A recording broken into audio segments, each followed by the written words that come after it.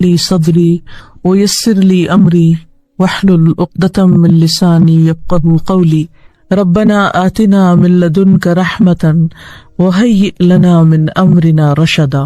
اے اللہ ہمیں اپنے پاس سے رحمت عطا کر اور ہمیں ہمارے اس معاملے میں صحیح سوچ عطا کر، صحیح سمجھ عطا کر۔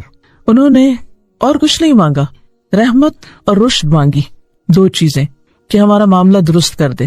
اسی طرح ہم دیکھتے ہیں کہ جنوں نے جب قرآن مجید پہلی بار سنا تو انہوں نے قرآن سنتے ہی کہا کہ انا سمعنا قرآنا عجبا یہدی الی الرشد فآمنا بہ، کہ ہم نے ایک عجیب قرآن سنا ہے جو سیدھی راہ کی طرف لے جاتا ہے، رشد دیتا ہے، ہم اس پر ایمان لے آئے۔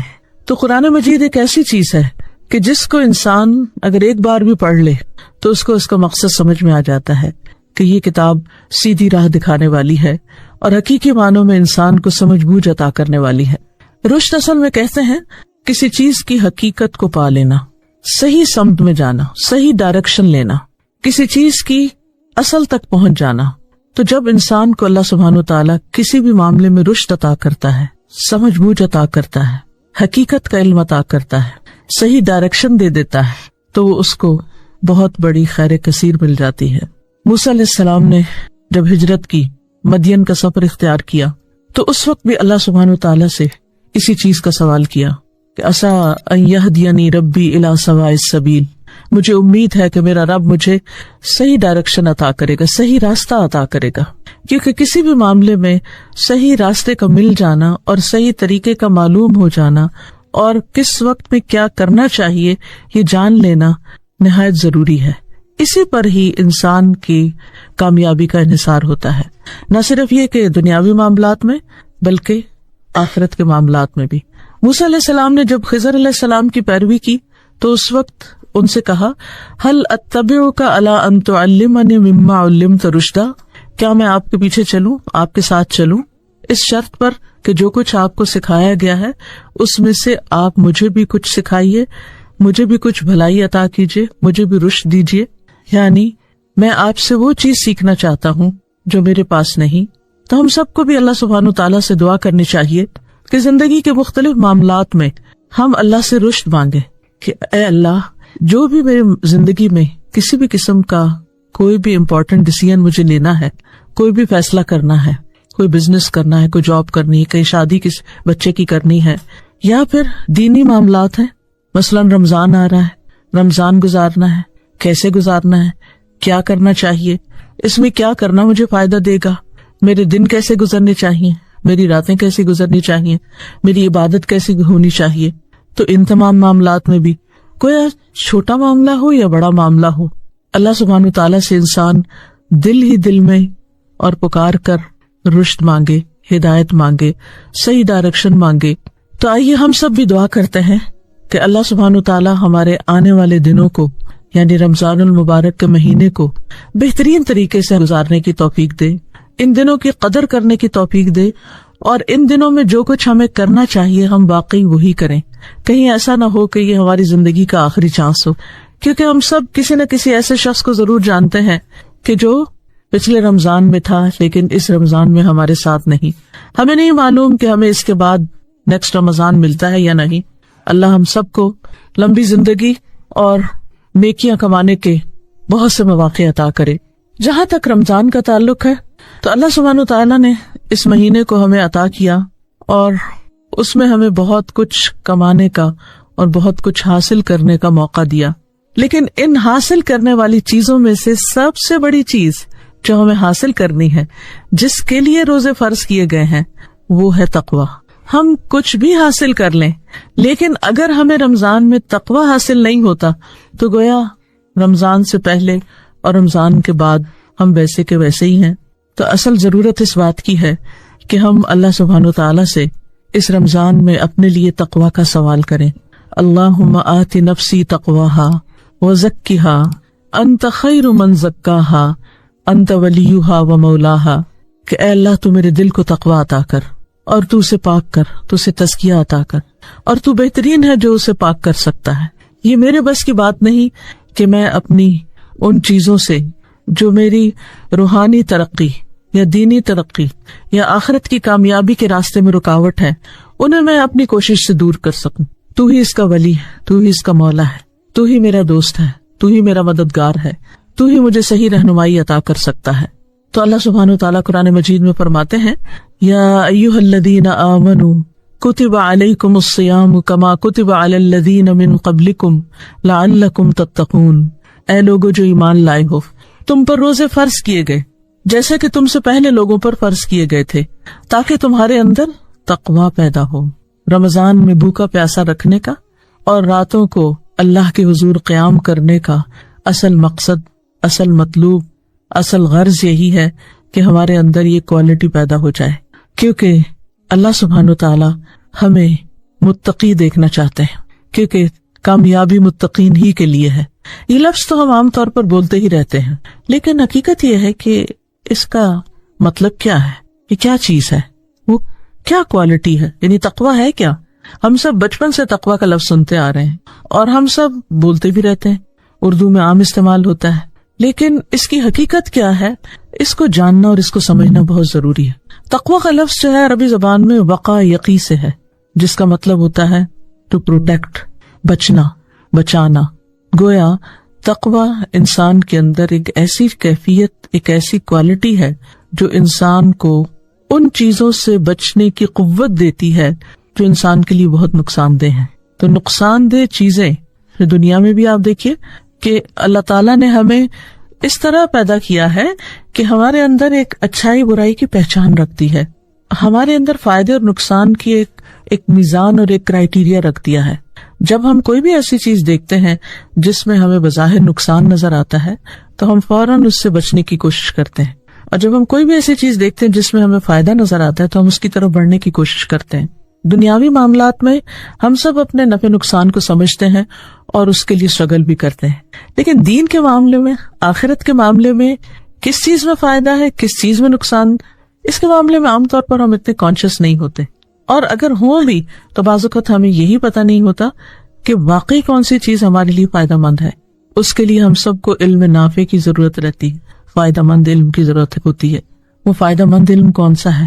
وہ خالص پیور علم ہے جو قرآن و سنت سے ہمیں ملتا ہے, اور اس میں ہر چیز کے بارے میں ہمیں بہترین رہنمائی دے دی گئی ہے. اس کو سیکھنا ہم سب پر فرض ہے. یعنی ہم اس دنیا کے لیے پیدا نہیں ہوئے, ہم پیدا ہوئے آخرت کے لیے. یہ اللہ سبحانہ وتعالیٰ کا ایک بہت گریٹ کریشن پلان ہے جس کا ہم ایک حصہ ہیں. اللہ تعالیٰ نے صرف آسمان و زمین نہیں اور اس کے اندر بے شمار نعمتیں نہیں بنائی, بلکہ انسان کو پیدا کیا اور ہم سب کے لیے یہ نعمتیں رکھی, لیکن ہمیں کسی اور کام کے لیے رکھا, اور وہ ہے اس کی عبادت اور اس کو راضی کرنا. جب انسان اس کو راضی کرتا ہے تو پھر اس کے نتیجے میں وہ انعام دیتا ہے, اور وہ انعام اس کی رحمت جنت کی شکل میں ہے, جس میں انسان کو پھر ہمیشہ رہنا ہے. وہ ہے اصل لائف, وہ ہے اصل زندگی, وہ ہے جس کے لیے ہم سب کو اسٹرگل کرنا ہے, وہاں تک پہنچنا ہے. لیکن وہاں تک اسی وقت پہنچ سکتے ہیں جب ہم وہی ڈائریکشن, وہی راستہ, وہی طریقہ اختیار کریں جو اس راستے کو جاتا ہے, اور اس کو ایک ہی راستہ جاتا ہے, بہت سے راستے نہیں جاتے, اور اس راستے کو اختیار کرنا ضروری ہے. ایسا نہ ہو کہ ہم کسی اور ڈائریکشن پہ چلے جا رہے ہوں اور پھر توقع یہ رکھے کہ ہم وہاں پہنچ جائیں گے. کراچی کے پلین میں بیٹھ کر اگر انسان سوچے کہ میں پشاور پہنچ جاؤں گا تو یہ امپاسبل ہے.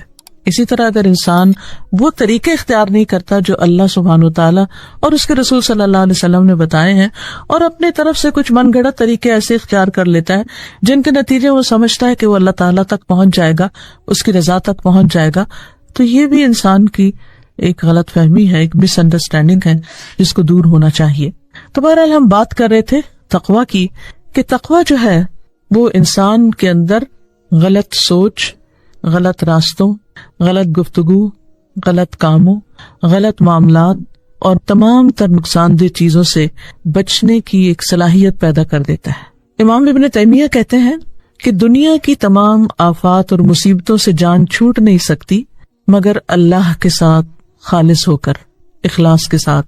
جب انسان کے اندر اخلاص پیدا ہوتا ہے تو ہی انسان ان مصیبتوں سے چھٹکارا پا سکتا ہے, اور اخلاص حاصل نہیں ہو سکتا جب تک انسان کے اندر زہد نہ ہو. زہد کیا ہوتا ہے؟ دنیا سے بے رغبتی, اس ساری دنیا کی اٹریکشنز میں سے نکل کر اپنے رب کو ہر چیز سے زیادہ چاہنا, اپنے رب کی محبت حاصل کرنا. اور وہ کہتے ہیں کہ زہد حاصل نہیں ہو سکتا مگر تقوی اختیار کرنے کے بعد، تقوی اپنانے کے بعد. اور تقوی کیا ہے؟ جو کچھ اللہ نے حکم دیا اس کو بجا لایا جائے، اور جس چیز سے اس نے روکا اس سے رک جایا جائے. گویا تقوی اپنے آپ کو اللہ کی نافرمانی سے، اللہ کی ناراضگی سے بچانے کا نام ہے، تاکہ ہم آخرت کی آگ سے بچ سکیں، اللہ کی ناراضگی سے بچ سکیں اور آخرت کی ناکامی سے بچ سکیں. قرآن مجید اگر ہم پڑھتے ہیں تو اس سے ہمیں پتہ چلتا ہے کہ جتنے بھی لوگ دنیا میں گزرے ہیں، اولین و آخرین، ان سب کو اللہ کا تقوی اختیار کرنے کا حکم دیا گیا تھا. سورۃ النساء آیت نمبر 131 میں اللہ تعالیٰ فرماتے ہیں وَلَقَدْ وَصَّيْنَا الَّذِينَ أُوتُوا الْكِتَابَ مِن قَبْلِكُمْ وَإِيَّاكُمْ أَنِ اتَّقُوا اللَّهَ، اور یقیناً ہم نے ان لوگوں کو جنہیں تم سے پہلے کتاب دی گئی اور تمہیں بھی تاکیدی حکم دیا ہے کہ اللہ کا تقوی اختیار کرو. یعنی یہ سب سے مطلوب ہے، ہر ایک سے ڈیمانڈ ہے اس کی، ہر ایک کے اندر یہ کوالٹی ہونی چاہیے، اور یہ ہر خیر کی کنجی ہے. ابو سعید خدری کہتے ہیں کہ ایک شخص رسول اللہ صلی اللہ علیہ وسلم کے پاس آیا، کہنے لگا اے اللہ کے رسول مجھے وصیت کیجیے. آپ نے فرمایا میں تمہیں اللہ کے تقوی کی وصیت کرتا ہوں، کیونکہ تقوی ہر خیر کو اکٹھا کرنے والا ہے. اس سے نہ صرف یہ کہ آخرت کی مشکلات حل ہوں گی بلکہ دنیا کے بھی ہر نقصان سے انسان اسی کے ذریعے بچ سکتا ہے. قرآن مجید میں اللہ تعالیٰ سورۃ الطلاق میں فرماتے ہیں، طلاق کے احکامات بتانے کے بعد وَمَن يَتَّقِ اللَّهَ يَجْعَل لَّهُ مَخْرَجًا وَيَرْزُقْهُ مِنْ حَيْثُ لَا يَحْتَسِبُ، جو کوئی اللہ کا تقوی اختیار کرے گا اللہ تعالیٰ اس کے لیے مشکلات سے نکلنے کا راستہ پیدا کر دے گا، وہ ضرور مشکل سے نکل آئے گا، اور اس کو وہاں سے رزق دے گا جہاں سے اس کا گمان بھی نہیں ہوگا، وہ سوچ بھی نہیں سکتا ہوگا. تو گویا تقوی رزق کی کنجی ہے. جب انسان غلط چیزوں سے بچتا ہے، اللہ کی ناراضگی کی باتوں سے بچتا ہے، تو اللہ سبحانہ وتعالیٰ اپنی رحمتوں کے دروازے اس پر کھول دیتے ہیں. قرآن مجید میں اللہ تعالیٰ کا وعدہ ہے لو ان اہل القری آمنوا واتقوا لفتحنا علیہم ابوابا من السماء والارض، اگر بستیوں والے، مختلف جگہوں پہ رہنے والے لوگ ایمان لاتے اور تقوی اختیار کرتے تو ہم ان پر آسمان و زمین کی برکتوں کے دروازے کھول دیتے، یعنی ان پر ہر طرح کی رحمتیں نازل ہونے لگتی. اسی طرح کاموں کی آسانی جو ہے وہ بھی تقوی کے ساتھ ہے. اللہ تعالیٰ فرماتے ہیں وَمَن يَتَّقِ اللَّهَ يَجْعَل لَّهُ مِنْ أَمْرِهِ يُسْرًا، جو اللہ کا تقوی اختیار کرے گا اللہ تعالیٰ اس کے لیے ہر معاملے میں آسانی پیدا کر دے گا. اب یہ میری بات تو ہے نہیں، یہ تو اللہ کی بات ہے، یہ اللہ کا وعدہ ہے، ہر معاملے میں آسانی پیدا کر دے گا اگر انسان اللہ کا تقوی اختیار کرے گا. اسی طرح تقوی خوف اور غم سے نجات کا باعث ہے. اب دیکھیے کہ دنیا میں انسان کو مختلف طرح کے امتحانوں سے واسطہ پڑتا ہے، کبھی رزق کے معاملے میں، کبھی اولاد کے معاملے میں، کبھی لوگوں سے، کبھی اپنی جسمانی تکلیفوں اور بیماریوں کی وجہ سے طرح طرح کی پریشانیاں انسان کے لیے ہوتی ہیں. آپ دنیا کے کسی بھی انسان کے پاس بیٹھ جائیں، غریب سے غریب ترین انسان کے پاس اور امیر سے امیر ترین انسان کے پاس، دنیا میں بظاہر ناکام ترین انسان کے پاس اور کامیاب ترین انسان کے پاس، کوئی بھی شخص اس سے خالی نہیں کہ اس کی زندگی میں کوئی نہ کوئی مسئلہ، کوئی نہ کوئی روگ، کوئی نہ کوئی ایسی پریشانی، فکر یا غم کی بات نہ ہو. کسی کی چھوٹی ہوگی اور کسی کی بڑی ہوگی. ان چیزوں سے کس طرح نکلا جا سکتا ہے؟ بہت سی چیزیں ایسی ہوتی ہیں کہ ہم ان کو ہٹا نہیں سکتے. جیسے انسان اگر کسی راستے پہ جا رہا ہو اور آگے بھاری چٹان آ جائے تو اس کو تو وہ نہیں ہٹا سکتا، لیکن یہ ضرور کر سکتا ہے کہ اپنا راستہ تبدیل کر لے. ان غموں سے نکلنے کا بھی یہی طریقہ ہے، ان پریشانیوں سے نکلنے کا بھی یہی طریقہ ہے. وہ اپنی جگہ رہیں گی، ان میں سے بہت سی چیزوں کو آپ تبدیل نہیں کر سکیں گے، لیکن اگر اپنے اندر تبدیلی آ جاتی ہے، اگر ہمارے دل میں تبدیلی آ جاتی ہے، ہماری سوچ میں تبدیلی آ جاتی، ہمارے خیالات میں تبدیلی آ جاتی ہے، تو وہی بڑی بڑی چٹانیں ہمارے سامنے کوئی حیثیت نہیں رکھتی. بڑے بڑے مسائل پر ہمارے لیے کوئی مسئلہ نہیں رکھتا، کیونکہ انسان اس کو تقدیر کا حصہ سمجھ کے اس طرح ایکسپٹ کر لیتا ہے کہ دس از پارٹ آف لائف، اس کو تو ہونا ہی تھا، یہ تو اس دنیا کا قانون ہے کہ پھولوں کے ساتھ کانٹے تو ہوں گے. لیکن انسان کی نظر جب کانٹوں سے ہٹ کے پھر پھولوں کی طرف جاتی ہے تو وہ ان کو دیکھ کر خوش ہوتا ہے اور کانٹے نگاہوں سے اجل ہو جاتے ہیں، کیونکہ اس کا فوکس جو ہے وہ پھول ہو گیا ہے.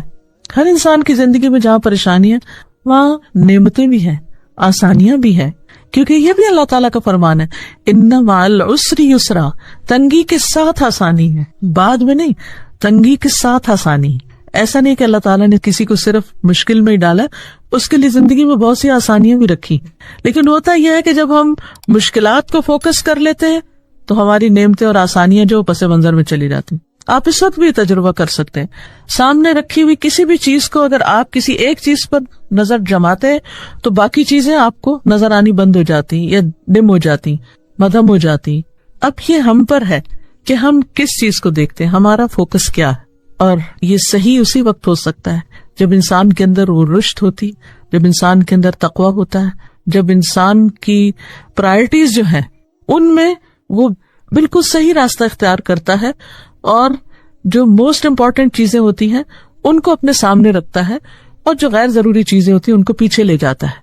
مشکل یہ کہ شیطان ہمارے لیے جو غیر ضروری چیزیں ہیں، جو پریشانی کی چیزیں ہیں، جو تکلیف والی باتیں ہیں، ان کو ہمیشہ ہمارے فوکس میں رکھتا ہے کہ اس کے بارے میں سوچتے رہو، اسی کے بارے میں وسوسے ڈالتا رہتا ہے۔ نتیجہ کیا ہوتا ہے کہ ہم اسی کے بارے میں سوچ سوچ کر دکھی رہتے ہیں اور باقی ساری نعمتیں بھولے رہتے ہیں۔ بہرحال اللہ کا وعدہ ہے کہ جو تقوی اختیار کرے گا اس کو میں خوف اور غم سے بھی نجات دوں گا، آخرت کا تو ہے ہی، دنیا میں بھی۔ اللہ تعالیٰ فرماتے ہیں، سورۃ یونس کی آیت ہے، الا ان اولیاء اللہ لا خوف علیہم ولا هم يحزنون الذین آمنوا وکانوا یتقون، خبردار اللہ کے دوست، ان کے لیے نہ کوئی خوف ہے نہ کوئی غم۔ یہ کون لوگ ہیں؟ یہ وہ لوگ ہیں جو ایمان لائے اور وہ تقوی اختیار کرتے ہیں۔ آخرت کی کامیابی اس کے لیے بھی اللہ تعالیٰ فرماتے ہیں، والعاقبۃ للمتقین، انجام تو متقین کے حق میں ہی بہتر ہے۔ جنت میں داخلے کا باعث بھی یہی ہے، ان المتقین فی جنات و نہر، متقی لوگ باغوں اور نہروں میں ہوں گے، فی مقعد صدق عند ملیک مقتدر، اس سچی عزت کی جگہ پر، عظیم صاحب اقتدار بادشاہ کے پاس۔ اللہ سبحانہ وتعالیٰ کا قرب ان کو نصیب ہوگا، یعنی دنیا میں بھی محسوس کریں گے لیکن آخرت میں حقیقی معنوں میں اللہ کے چہرے کو دیکھیں گے اور فزیکلی اس کے قریب ہوں گے، اور وہ دن ہوگا کہ جس کے بعد انسان کو باقی ساری نعمتیں، باقی ساری چیزیں بھول جائیں گی، اور سارے غم تو خیر انسان پیچھے ہی دنیا میں چھوڑ چکا ہوگا۔ یہ صرف ان کے حصے میں آئے گا جن کے اندر تقویٰ ہوگا۔ اب تقویٰ پیدا کرنے کے لیے جہاں ایک طرف اللہ سبحانہ وتعالیٰ نے ہمیں رمضان کے روزے دیے ہیں، اس کے علاوہ بھی کچھ چیزیں ہیں جو ہمیں اپنی زندگی میں کرنی ہے کہ جو انسان کے اندر تقویٰ پیدا کرتی ہیں۔ ان میں سب سے پہلی چیز توحید خالص، اس کے بغیر تقویٰ نہیں آتا۔ عطا کہتے ہیں کہ میں نے ولید بن عبادہ سے ملاقات کی اور ان سے پوچھا کہ آپ کے والد جو نبی صلی اللہ علیہ وسلم کے صحابی تھے، انہوں نے موت کے وقت کیا وصیت کی تھی؟ انہوں نے کہا کہ میرے والد نے مجھے بلایا اور فرمایا، بیٹے اللہ کا تقویٰ اختیار کرو اور جان لو کہ تم اس وقت تک اللہ کا تقویٰ اختیار نہیں کر سکتے جب تک اللہ پر ایمان نہ لاؤ اور اچھی بری تقدیر پر ایمان نہ لاؤ، اور اگر تم اس کے علاوہ کسی اور چیز پر مرو گے تو جنت میں نہیں جا سکتے۔ تو گویا سب سے پہلی چیز جس کا ہم سے پوچھا جائے گا وہ ایمان ہے، اور ایمان میں صرف اللہ پر ایمان نہیں بلکہ تقدیر پر بھی ایمان اس کا حصہ ہے۔ پھر یہ کہ ہر کام کو اللہ کے لیے خالص کرنا۔ قرآن مجید میں آتا ہے وَسَيُجَنَّبُهَا الْأَتْقَى الَّذِي يُؤْتِي مَالَهُ يَتَزَكَّى وَمَا لِأَحَدٍ عِندَهُ مِن نِّعْمَةٍ تُجْزَى إِلَّا ابْتِغَاءَ وَجْهِ رَبِّهِ الْأَعْلَى وَلَسَوْفَ يَرْضَى، اور عنقریب تقوی والا اس جہنم سے دور رکھا جائے گا وہ جو اپنا مال دیتا ہے کہ پاک ہو جائے، یعنی صرف اللہ کی رضا کے لیے، اپنے نفس کی طہارت کے لیے، پاکیزگی کے لیے اللہ کی راہ میں صدقہ کرتا ہے، کسی دکھاوے کے لیے نہیں، کسی پر احسان جتانے کے لیے نہیں، حالانکہ اس کے ہاں کسی کا کوئی احسان نہیں کہ اس کا بدلہ دیا جائے، مگر وہ تو صرف اپنے رب کا چہرہ طلب کرنے کے لیے دیتا ہے جو سب سے بلند ہے، اور یقیناً وہ اس سے راضی ہو جائے گا۔ اسی طرح تقویٰ اس وقت انسان کو نصیب ہوتا ہے جب انسان لوگوں کے بیچ میں بھی اور تنہائی میں بھی، اکیلے میں بھی صرف اللہ سے ڈرنے والا، بندوں سے نہیں۔ اتق اللہ حیث ما کنت، کہیں بھی انسان ہو وہ اس احساس سے خالی نہ ہو کہ میرا رب میرے ساتھ ہے، وہ مجھے دیکھ رہا ہے، وہ مجھے سن رہا ہے، وہ میرا حال جانتا ہے۔ ابو ذر رضی اللہ عنہ کو نبی صلی اللہ علیہ وسلم نے فرمایا تھا کہ میں تمہیں خفیہ اور ظاہر طور پر اللہ کے تقویٰ کی وصیت کرتا ہوں، یعنی یہ تقویٰ کوئی خاص ڈریس کا نام نہیں کہ جو لوگوں کے بیچ میں پہن کے تم اپنے آپ کو بڑے پارسا اور نیک ثابت کرو، بلکہ یہ تو دل کی کیفیت کا نام ہے کہ دل کے اندر ایک احساس ہو کہ جو ہر وقت انسان کے ساتھ لگا ہوا ہو کہ میرا رب میرے ساتھ ہے، میرا رب مجھے دیکھ رہا ہے، فرمایا تم اللہ سے اس طرح ڈرو گویا کہ تم اللہ کو دیکھ رہے ہو، یعنی جیسے کسی کو دیکھ کے ڈر لگتا ہے نا، اس طرح کا ڈر ہونا چاہیے. اس ڈر کا نام تقویٰ ہے. اور اگر یہ مرتبہ حاصل نہ ہو تو اتنا یقین رکھو کہ اللہ تم کو دیکھ رہا ہے. اسی لیے ہم دیکھتے ہیں کہ رمضان کی روزوں کی جب بات ہوئی تو اس میں بھی اخلاص کی بات ہے. من صام رمضان ایمانا و احتسابا غفر له ما تقدم من ذنبه ومن قام رمضان ایمانا و احتسابا غفر له ما تقدم من ذنبه ومن قام ليلة القدر ایمانا و احتسابا غفر له ما تقدم من ذنبه. جو رمضان کے روزے، راتوں کا قیام اور لیلۃ القدر کا قیام ایمان اور احتساب یعنی اللہ سے ثواب کی نیت سے رکھے گا، اس کے پچھلے سارے گناہ معاف کر دیے جائیں گے. تو گویا سب سے پہلی چیز اخلاص ہے کہ جو بھی کام کیا جائے اللہ کے لیے کیا جائے. دوسری چیز جس سے انسان کو تقویٰ حاصل ہوتا ہے وہ ہے عبادات کا اہتمام، کیونکہ اللہ تعالیٰ نے عبادت ہم پر فرض ہی اس لیے کی ہے تاکہ ہمارے اندر تقویٰ پیدا ہو. یا ایھا الناس اعبدوا ربکم الذی خلقکم والذین من قبلکم لعلکم تتقون. اے لوگو اپنے رب کی عبادت کرو جس نے تمہیں پیدا کیا اور تم سے پہلے لوگوں کو بھی پیدا کیا تاکہ تمہارے اندر تقویٰ پیدا ہو. تو گویا عبادت کی غرض ہی یہی ہے. اور پھر یہ کہ اس کے بتائے ہوئے راستے پر انسان چلتا چلا جائے، نہ صرف یہ کہ اللہ کی اطاعت بلکہ اس کے رسول صلی اللہ علیہ وسلم کی اطاعت، اور کوئی بھی کام جو دین کے نام پر انسان کرے اس کی دلیل وہاں سے لائے. آپ دیکھیے کہ ہم بعض اوقات کوئی نیکی کا کام کر رہے ہوتے ہیں اور ہم سمجھتے ہیں کہ ہمیں اس سے فائدہ بھی ہو رہا ہے اور وقتی طور پر فائدہ بھی ہوتا ہے، لیکن وہ اللہ سبحانہ و تعالیٰ کے ہاں قبول نہیں جب تک اللہ تعالیٰ نے خود اس کا حکم نہیں دیا یا نبی صلی اللہ علیہ وسلم نے اس طریقے پر وہ کام نہیں کیا. کسی بھی عبادت میں اپنے طرف سے کوئی طریقہ نکال لینا بدعت کہلاتا ہے، اور وہ دین میں ایک نیا اضافہ ہوتا ہے، اس کی ایک ایکسٹینشن ہوتی ہے. اس کا مطلب یہ ہے کہ نعوذ باللہ اللہ تعالیٰ بھول گئے بتانا ہمیں، اس کے رسول صلی اللہ علیہ وسلم بھول گئے ہمیں بتانا، اور ہمیں خود سے ایک نیا آئیڈیا آ گیا. نئے آئیڈیاز، نئی انوینشنز، ان پہ کوئی روک ٹوک نہیں ایز لانگ ایز وہ دنیا کے کام میں ہوں. دین جو ہے وہ صرف اللہ ہی کا دیا ہوا ہے، اس لیے اس میں صرف وہی کام کر کے انسان تقویٰ حاصل کر سکتا ہے جو اللہ سبحانہ و تعالیٰ کی طرف سے ہو. تیسری چیز جس سے انسان کو تقویٰ حاصل ہوتا ہے وہ گناہوں سے بچنا ہے، حتیٰ کہ ذرا برابر برائی سے بھی بچنا. ابو درداء کہتے ہیں مکمل تقویٰ یہ ہے کہ انسان اللہ سے اتنا ڈرے کہ ذرہ برابر چیز سے بھی پرہیز کرے، یعنی چھوٹی چھوٹی چیزوں سے بھی بچے، اور بعض ایسی چیزوں کو بھی چھوڑ دے کہ جو شک والی ہوں، یعنی جن کے اوپر پورا یقین نہیں کہ حرام ہے لیکن دل مانتا نہیں، شک ہے ان کے بارے میں، تو اس سے بھی بچے. پھر ابن عمر کہتے ہیں کہ بندہ تقویٰ کی حقیقت کو نہیں پا سکتا جب تک کہ جو بات دل میں کھٹکتی اس کو بالکل چھوڑ نہ دے. اب دیکھیے کہ کچھ چیزیں تو ہمیں کتاب سے مل جاتی ہیں، سنت سے مل جاتی ہیں، لیکن کچھ چیزیں ایسی ہوتی ہیں کہ جن کا ڈائریکٹ ہمیں کوئی حکم نہیں ملتا، مگر ہمارے ضمیر کے اندر ان کو کر کے کھٹک ہوتی، ہمارا دل راضی نہیں ہوتا اس پر، ہمیں اطمینان نہیں ہوتا، ہمیں لگتا ہے کہ دیر از سم تھنگ رانگ، کچھ ہے اس میں اونچ نیچ. تو ایسی چیز کو بھی چھوڑ دینا چاہیے، کیونکہ تقویٰ جو ہے وہ دل کے اندر ایک اطمینان اور سکون اور خوشی پیدا کرتا ہے، چاہے انسان کتنے بھی مصیبتوں میں گرا ہوا ہو. لیکن شک والی چیز جو ہے وہ تقویٰ کے منافی ہوتی ہے، اور اس سے انسان کے اندر بے چینی اور گلٹ اور ایک اضطراب پیدا ہو جاتا ہے. پھر اسی طرح ان چیزوں سے بھی بچنے کا نام تقویٰ ہے جن سے عام طور پر لوگ نہ بچتے ہوں. تو ایک متقی انسان ان کے بارے میں بھی محتاط ہوتا ہے کہ کہیں ایسا نہ ہو کہ اس کام کو کرنے سے میں کسی غلط راستے پہ چل پڑوں، تو اس سے بھی اپنے آپ کو محفوظ رکھتا ہے.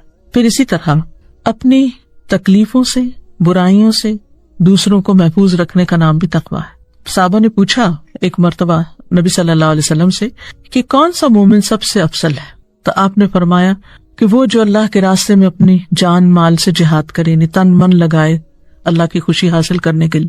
صحابہ نے پوچھا اس کے بعد کون؟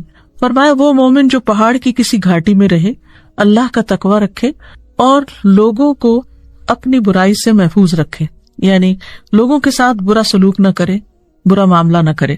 لوگوں کے ساتھ اچھا صرف اسی وقت ہو سکتا ہے جب لوگوں کے بارے میں ہمارا گمان اچھا ہو، ہمارا خیال اچھا ہو، ہمارا دل صاف ہو، کیونکہ تزکیے کے بغیر معاملہ درست نہیں ہو سکتا ہے. جس انسان کے لیے آپ کا دل اچھا ہے نا، اس کو آپ دیکھ کے خوش ہو جائیں گے، آپ کو کوشش نہیں کرنی پڑے گی اسمائل کرنے کی، خود بخود آپ کے منہ پہ اسمائل آ جائے گی. اور جس انسان کے بارے میں آپ کے دل میں کسی قسم کی کوئی کھٹک ہے یا کوئی ناراضگی ہے یا کوئی برا خیال ہے یا کوئی وسوسہ ہے، آپ کوشش کر کے بھی اپنے آپ کو راضی کریں کہ اس سے اچھی طرح ملے تو آپ نہیں کر سکتے. تو اس لیے تقویٰ اس وقت حاصل ہوتا ہے، تقویٰ اندر تب جاتا ہے جب دل صاف ہوتا ہے. تقویٰ ایسی چیز ہے کہ جو وہاں رہتا ہی نہیں، ٹکتا ہی نہیں جب تک اس کو صاف جگہ نہیں ملتی.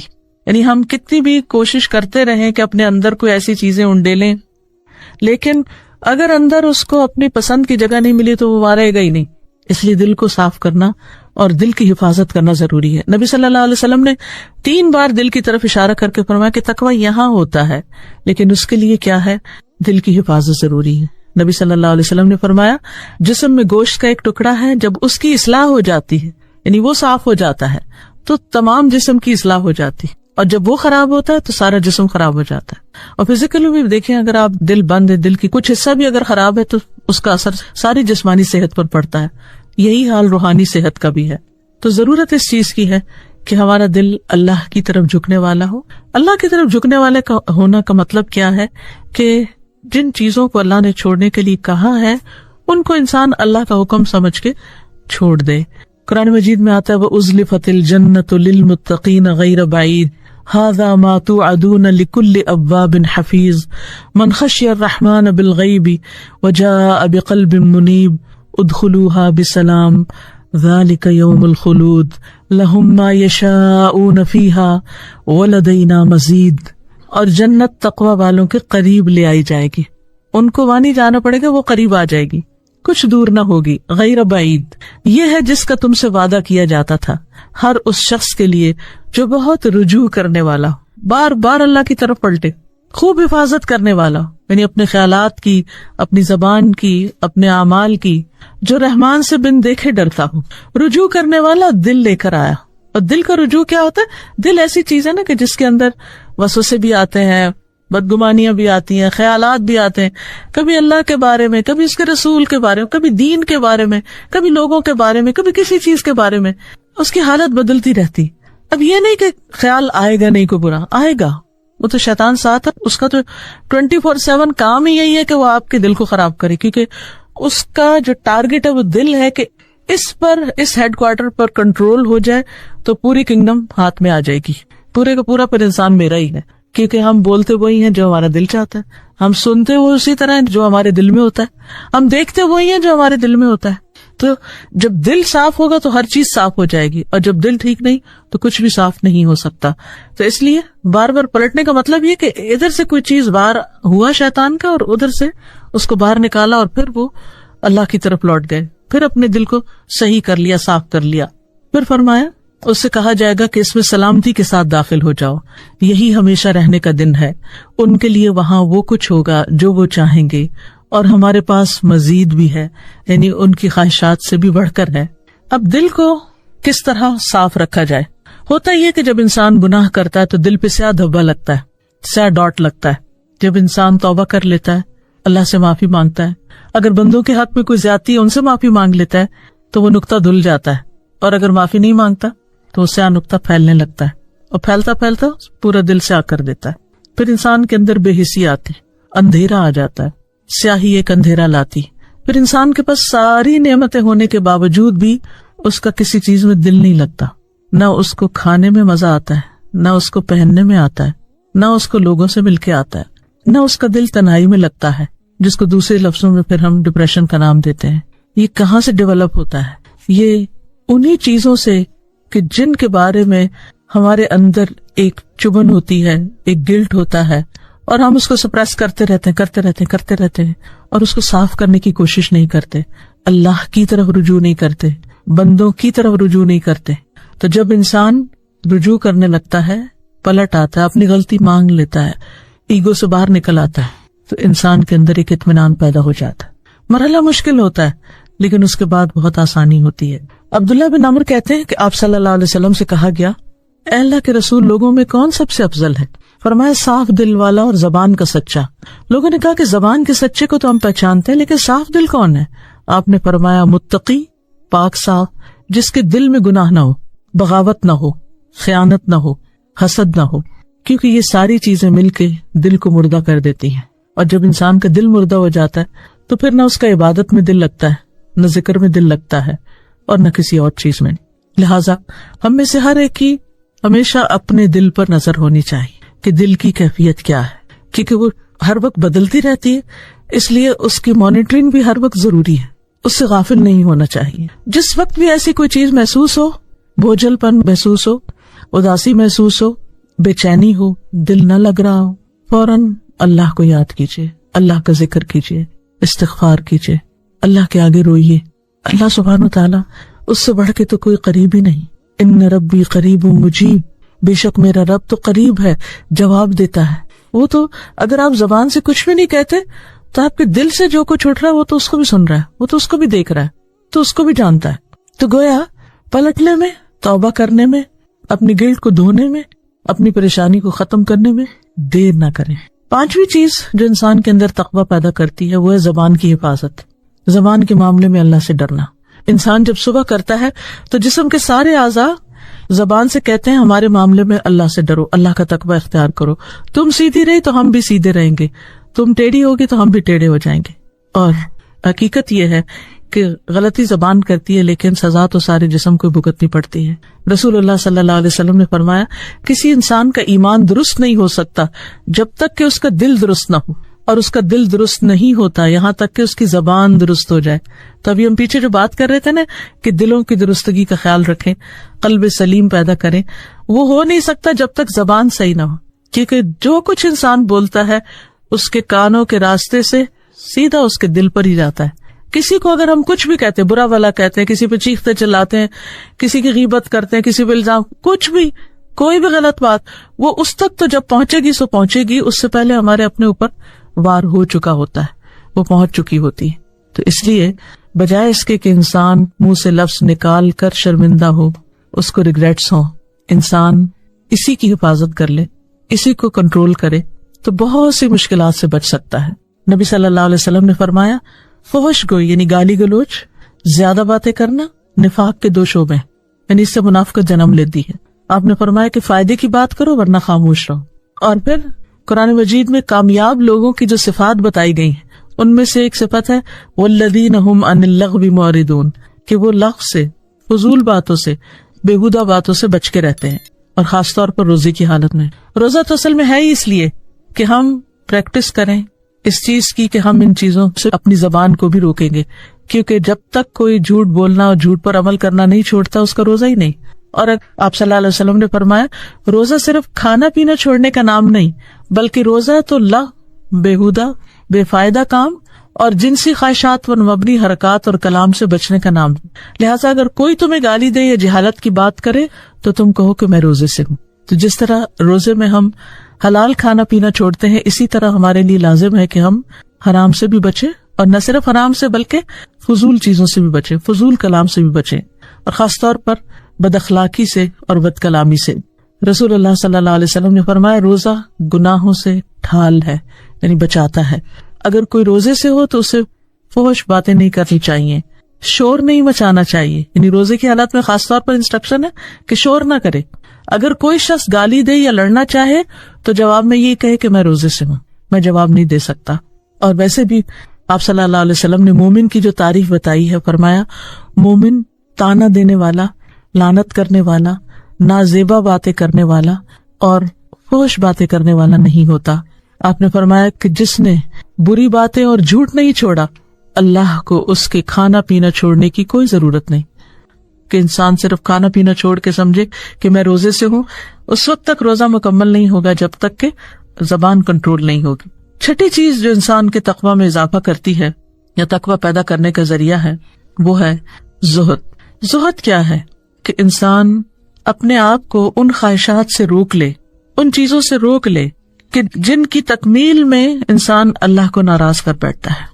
امام راغب کہتے ہیں تقویٰ سے مراد نفس کی حفاظت ایک ایسی چیز سے کرنا ہے جو گناہ میں ڈالتی ہے، اور بعض اوقات انسان کسی جائز چیز کو بھی اس لیے یا مباح چیز کو بھی اس لیے چھوڑ دے کہ وہ تقویٰ کی تکمیل کر سکے۔ غافل کرنے والی مجلسوں، غافل کرنے والے کاموں غفلت میں ڈالنے والی باتوں اور کمپنی سے بھی پرہیز کرنا چاہیے. یعنی اگر آپ مسلسل ایسے لوگوں کے ساتھ اٹھتے بیٹھتے ہیں کہ جو آپ کو اللہ کی یاد بلا دیتے ہیں یا دین سے دور کر دیتے ہیں, تو اس سے بھی انسان کے لیے مشکلات پیدا ہوتی ہیں. پھر اسی طرح اپنے کاموں میں سادگی اختیار کرنا, یعنی انسان ضرورت کی چیزیں تو استعمال کرے لیکن دنیا کے حصول میں اس دور تک نہ جائے کہ اس کی عبادات متاثر ہوں یا اس کے ایمان میں نقص واقع ہے یا اس کے اندر غفلت پیدا ہو اور جب اس کی موت آئے تو وہ غافلوں میں شمار ہو. ان چیزوں سے بچنا نہایت ضروری ہے. پھر اسی طرح 7ویں چیز, رمضان کی رحمتیں اور برکتیں جانتے ہوئے خوشی سے روزہ رکھنا. اس سے تقویٰ پیدا ہوتا ہے, کیونکہ رمضان کا مہینہ ایسا ہے کہ جس کی پہلی رات ہی شیاطین اور سرکش جن قید کر دیے جاتے ہیں, دوزخ کے دروازے بند کر دیے جاتے ہیں اور ایک دروازہ بھی کھلا نہیں رہتا. جنت کے دروازے کھول دیے جاتے ہیں, ایک دروازہ بھی بند نہیں ہوتا. پکارنے والا پکارتا ہے, اے خیر کے طالب آگے بڑھ اور اے شر کے طالب رک جا. اور اللہ تعالیٰ ہر رات رمضان کی بہت سے لوگوں کو آگ سے نجات دیتے ہیں. پھر اسی طرح رمضان میں دعائیں قبول ہوتی ہیں. ہر روز اللہ سبحانہ و تعالیٰ روزہ دار کے لیے کوئی ایسی دعا رکھتا ہے کہ جو قبول ہوتی ہے, لہٰذا روزے کی حالت میں اٹھتے بیٹھتے چلتے پھرتے خوب دعائیں کرتی رہنی چاہیے. پھر اسی طرح خاص طور پر روزہ کی افطاری کا وقت جو ہے وہ جہنم سے آزادی کا موقع ہے. حدیث میں آتا ہے, حضرت جابر کہتے ہیں کہ آپ نے فرمایا, یقیناً اللہ تعالیٰ ہر افطاری کے وقت لوگوں کو جہنم سے آزاد کرتے ہیں اور یہ ہر رات ہوتا ہے. لہٰذا اس وقت خصوصی طور پہ دعا کرنی چاہیے کہ اللہ ہماری گردنوں کو تو جہنم کی آگ سے آزاد کر دے. 8ویں چیز جس سے انسان کے اندر تقویٰ پیدا ہوتا ہے وہ ذکر اور تلاوت ہے. اللہ تعالیٰ فرماتے ہیں, وَاذْكُرُوا اللَّهَ كَثِيرًا لَعَلَّكُمْ تُفْلِحُونَ, کثرت سے اللہ کو یاد کرو تاکہ تم کامیاب ہو سکو. نبی صلی اللہ علیہ وسلم نے فرمایا, اللہ تعالیٰ فرماتا ہے میں اپنے بندے کے ساتھ ہوتا ہوں اس وقت جب مجھے یاد کرتا ہے, اور میری یاد میں جب تک وہ ہونٹ ہلاتا ہے میں اس کے ساتھ ہوتا ہوں, یعنی اس کی مدد کرتا ہوں. پھر اسی طرح قرآن کی تلاوت, نبی صلی اللہ علیہ وسلم نے فرمایا قرآن کی تلاوت کو اپنے لیے لازم کر لو کیونکہ یہ تمہارے لیے زمین پر نور کا سبب ہے اور آسمان میں ذخیرہ ہوگا.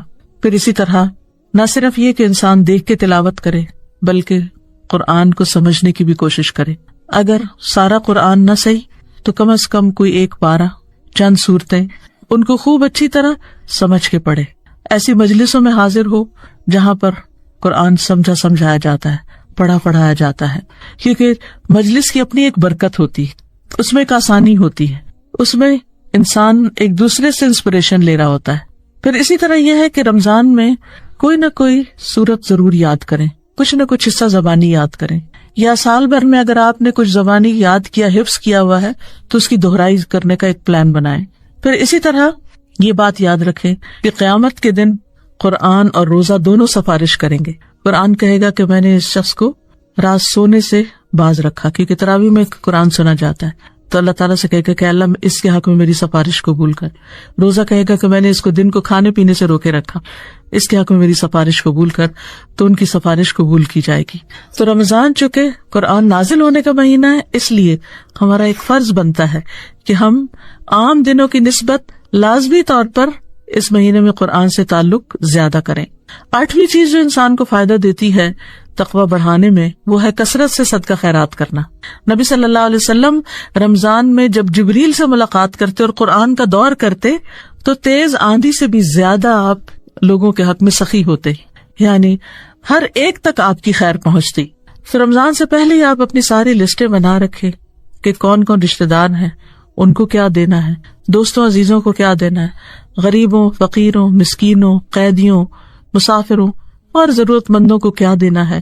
اگر انسان ایک دفعہ اپنا پلانر بنا لے تو ہر رمضان میں اسی کو اٹھائے اور ٹک کرتا جائے اور ہر ایک کا حصہ نکال کے رکھ دے, کیونکہ عام دنوں کے مقابلے میں رمضان میں کوئی بھی عبادت انسان کرتا ہے تو اس کا اجر و ثواب بڑھ جاتا ہے. تو اس لیے نبی صلی اللہ علیہ وسلم کی سنت پر عمل کرتے ہوئے رمضان میں خوب صدقہ خیرات اور اس کے ساتھ ساتھ روزوں کی افطاری وغیرہ اور غریبوں کو رمضان راشن اور کھانا کھلانے کا اہتمام خاص طور پر کرنا چاہیے. 9ویں چیز تراویح کا اہتمام کرنا. تراویح اگرچہ فرض نہیں ہے لیکن حقیقت یہ ہے کہ انسان فرائض کے بعد جب نوافل ادا کرتا ہے تو اللہ تعالیٰ کے اتنے قریب ہو جاتا ہے کہ اللہ سبحانہ و تعالیٰ کی اس کو خاص مدد حاصل ہوتی ہے. حدیث میں آتا ہے کہ اللہ سبحانہ وتعالیٰ فرماتا ہے کہ میں اس کا ہاتھ بن جاتا ہوں جس سے وہ پکڑتا ہے، اس کی نگاہ بن جاتا ہوں جس سے وہ دیکھتا ہے، اس کا کان بن جاتا ہوں جس سے وہ سنتا ہے. مطلب اس کا کیا ہے کہ انسان پھر نیکیوں کی طرف دوڑ پڑتا ہے. اللہ سبحانہ وتعالیٰ کی ایسی تائید انسان کو حاصل ہوتی ہے کہ خیر اور بھلائی کے کاموں میں دل لگنے لگتا ہے، اچھے کاموں سے محبت ہونے لگتی اور برائی سے انسان دور ہونے لگتا ہے. پھر یہ کہ خاص طور پر آخری راتوں کی عبادت، تاک راتوں کی عبادت، اس کے لیے بھی انسان پہلے سے پلان کر کے رکھے، اپنے سارے کام کاج جو ہیں پہلے ہی ختم کر لے، تاکہ ان دنوں کو اگر ہو سکے تو اعتکاف کرے انسان، یا پھر یہ کہ کم از کم راتوں کی عبادت ضرور کرے اور لیلۃ القدر کی تلاش میں سستی نہ کرے. تو اللہ تعالیٰ سے دعا ہے کہ وہ ہمیں آنے والے رمضان کی برکتیں عطا کرے، اور جس مقصد کے لیے رمضان آیا ہے یعنی تقویٰ حاصل کرنا، اسے حاصل کرنے کی توفیق دے، تاکہ ہمارے اندر ایسی ایمانی قوت پیدا ہو کہ رمضان کے بعد ہم پہلے سے بہتر انسان بن چکے ہوں. وآخر دعوانا ان الحمد للہ رب العالمین، نحمدہ ونصلی علی رسولہ الکریم، اما بعد، فاعوذ باللہ من الشیطان الرجیم، بسم اللہ الرحمن الرحیم، رب اشرح لی صدری ویسر لی امری واحلل عقدۃ من لسانی یفقہوا قولی، ربنا آتنا من لدنک رحمۃ وہیئ لنا من امرنا رشدا. اے اللہ ہمیں اپنے پاس سے رحمت عطا کر، اور ہمیں ہمارے اس معاملے میں صحیح سوچ عطا کر، صحیح سمجھ عطا کر. انہوں نے اور کچھ نہیں مانگا، رحمت اور رشد مانگی، دو چیزیں کہ ہمارا معاملہ درست کر دے. اسی طرح ہم دیکھتے ہیں کہ جنوں نے جب قرآن مجید پہلی بار سنا تو انہوں نے قرآن سنتے ہی کہا کہ انا سمعنا قرآنا عجبا یہدی الی الرشد فآمنا بہ، کہ ہم نے ایک عجیب قرآن سنا ہے جو سیدھی راہ کی طرف لے جاتا ہے، رشد دیتا ہے، ہم اس پر ایمان لے آئے.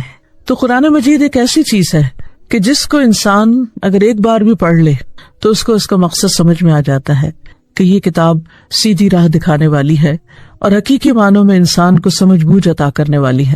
رشد اصل میں کہتے ہیں کسی چیز کی حقیقت کو پا لینا، صحیح سمت میں جانا، صحیح ڈائریکشن لینا، کسی چیز کی اصل تک پہنچ جانا.